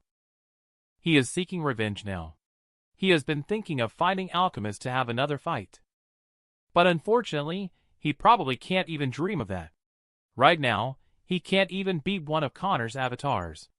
But it's not entirely his fault. Because Connor is a bug-level existence. Avatars all have 4 supernatural abilities, while normal people only have 1. Beast Dragon pinned Blanche by the neck and said, "Quickly call out Alchemist." But Blanche still refused to call out. As a result, Beast Dragon threw Blanche heavily against the wall. The barrage did not cheer at this moment. After all, Blanche used to be a star champion, and now everyone suddenly didn't know what to say. Beast Dragon walked towards Blanche, who couldn't get up anymore. At this moment, even the companions who came together started to ask Beast Dragon to stop. If they kept fighting like this, Blanche might really die. And Beast Dragon just coldly replied, "Are you speaking up for a traitor?" But suddenly, Blanche stood up tremblingly. "Have you finished talking? If you have, then let's continue fighting." Lily, a reporter for the Champion Association, was moved by this scene. Blanche has sacrificed so much for human safety, and even now, her strong will is still worthy of our respect. The Beast Dragon is even more furious now. He charged towards Blanche, and you all heard it. She brought this upon herself. But just as the Beast Dragon threw a punch, a large body of water blocked his path. It turned out to be Jack's water element skill, River Protection. He appeared. Then Avatar Connor apologized to Blanche, saying, "I'm sorry. Organization is late." This scene was live-streamed. Now it's completely confirmed that Blanche is a member of Verdict Island organization. This also surprised Blanche. She was very puzzled. "Why are you saying that I am a member of your organization?" Avatar Connor replied, "If you want to survive, do you have any other choice?" Then Avatar Connor jumped down to the ground and talked to Beast Dragon. "Why do you want to bully our lovely Blanche?" Beast Dragon looked disdainful and asked, "Why isn't the alchemist coming over instead?" Then Avatar Connor clasped his hands together. "What's the deal with that?" Beast Dragon scoffed. "Do you look down on me, Jack? Wait until you defeat me. There will naturally be someone stronger to play with you." Then at this moment, 2 water palms struck towards Beast Dragon. Although Beast Dragon managed to withstand this move, he clearly felt a bit strained. And Avatar Connor said, "Well done. I thought you couldn't handle that move. Let's try this one." Then Connor pressed his palm down. The water palm on both sides of Beast Dragon disappeared. But he looked up and saw something. His expression was somewhat fearful. It turned out to be above him. A larger water palm appeared and smashed down towards him with a bang. After Connor told Callie's grandpa about the supernatural ability factor. Callie's grandpa also told Connor about alchemy. He took out a notebook. There are several entries in it that are about the alchemy records and diaries of the great alchemist Diamond. They are all very valuable information. Connor found something astonishing after opening the diary. There is a secret inscription recorded inside. Only individuals with psychic energy reaching the 3rd level can see it. It seems no one has seen this content so far. It describes inside. Diamond. Alchemy comes from the far continent in the Odyssey Plain. By a twist of fate, I arrived on the land of Earth where mana emerges. But he found the legendary Sage Stone on this planet. He could also harness the powerful mana through the Sage Stone even if he was born as a waste without mana. He can also use this stone to comprehend the mysteries and become a strong celestial being. Diamond consumed half of the Sage Stone. Breaking through to the 4th level, he eventually became a powerful individual. Then, before leaving, he secretly helped a human faction, enabling them to discover the method to open the gate to the otherworld. In the end, he also hid the Sage Stone somewhere on Earth. He hoped that the human race could use the Sage Stone to avoid being enslaved by other races. After Connor read all the hidden information, the note card suddenly started glowing. A white light shot into Connor's brain. This white light should be the key to finding the Sage Stone. So, Connor excitedly stood on the steel plate and flew away. It turns out that this world is so big. There are still many secrets waiting for me to explore. And then, there's the beast dragon over here. Lily is in battle. The beast dragon was slapped down by Jack's huge water palm. The extent of its injuries is unclear for now. This new member of the Verdict-Ion organization looks like a child, but his strength is quite astonishing. And then Jack suddenly appeared in front of Lily. This also scared Lily. But soon Jack said, "Don't be afraid, girl. I just want to introduce us briefly." Then he started introducing himself to the camera. "Hello everyone, my name is Jack. I am also a member of the Verdict-Ion organization. Our organization only deals with fallen things. So as long as everyone doesn't do bad things, there is absolutely no need to be afraid of our organization." At this moment, there was a sudden explosion behind him. After the smoke dispersed, a monster appeared in front of him. He was lifting up Jack's water palm. It turns out that this is the beast dragon's third phase transformation. At this moment, Jack feels a little danger. He said to Lily that this guy's third phase transformation seems to have lost human consciousness. It's very dangerous. The girl must stay away from here. Be sure to watch out for your safety. The beast dragon is having some trouble resisting Connor's avatar. In the end, he transformed into the third phase beast dragon, which significantly boosted his strength. However, this may affect human mentality. The beast dragon now looks more like a true dragon-type creature. He roars furiously towards Connor's avatar Jack. At this moment, an earth element palm appears from the sky, only to be bitten by the beast dragon.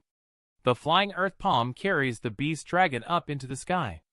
At the same time, the beast dragon's tail hits a building.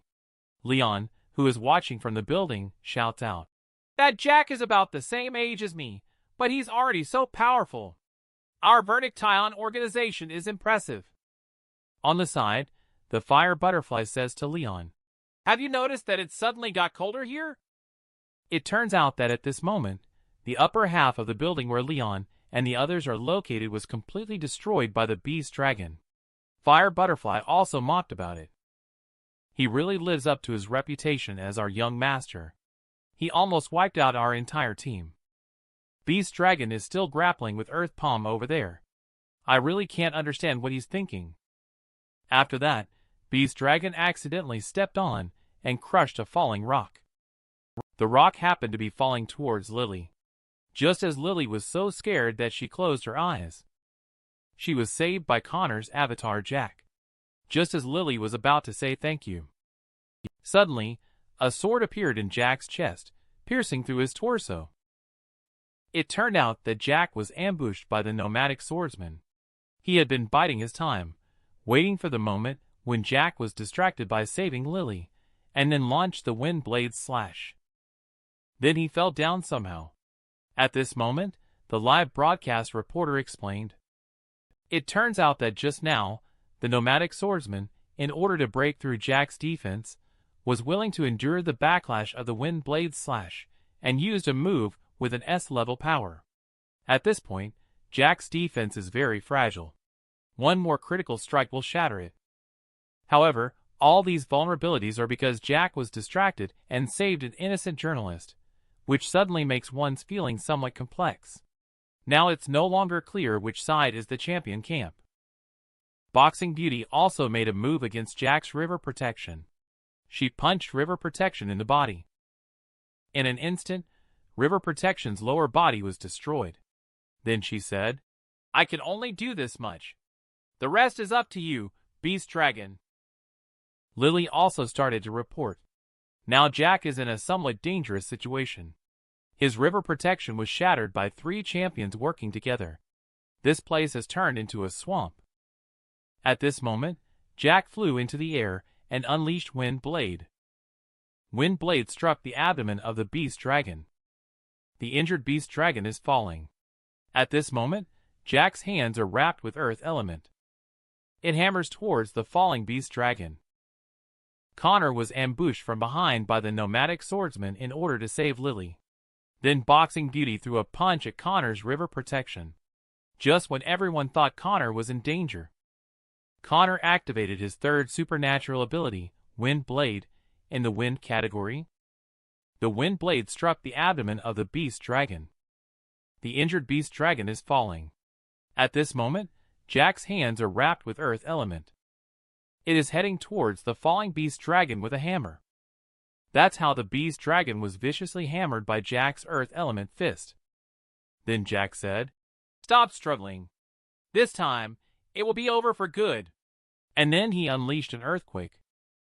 The beast dragon was caught by an earth palm. Then he was smashed hard against the ground. When the smoke cleared, Beast Dragon has already been awakened from the transformed trance. Jack then used the water element to bind both Beast Dragon and Nomadic Swordsman. Then he said, "Your Excellency Mechanical Warlord, I think you should know how to choose now." And over here, the Mechanical Warlord is indeed watching the live broadcast. He is very angry. He suddenly crushed the cup in his hand. At this moment, Lily was very confused. What does it mean to let the Mechanical Warlord make a choice? Is it a choice between the Beast Dragon and the Nomadic Swordsman? Or does it involve exchanging for something else? Shortly after that, the Mechanical Warlord appeared. He was accompanied by someone, and that person turned out to be the Arctic Warrior. The Mechanical Warlord approached Jack and said, "Let's proceed with the original agreement." At this moment, the Arctic Warrior, with a puzzled expression, said, "Boss, do we have any deal with them?" The Mechanical Warlord replied sternly, "There is a deal. I have been considering our past friendship. I spared you before. But now, in order to exchange for the Beast Dragon and Nomadic Swordsman, I can only sacrifice you." The Arctic Warrior seemed to have some realization. He nodded dully and said, "Any sacrifice is worth it to get back to A-level champions." The Mechanical Warlord said with a grim expression, "It eases my mind that you can think this way."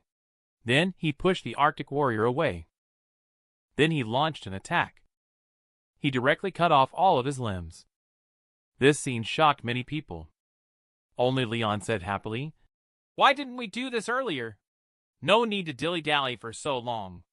I can already see the new supernatural ability potion calling out to me."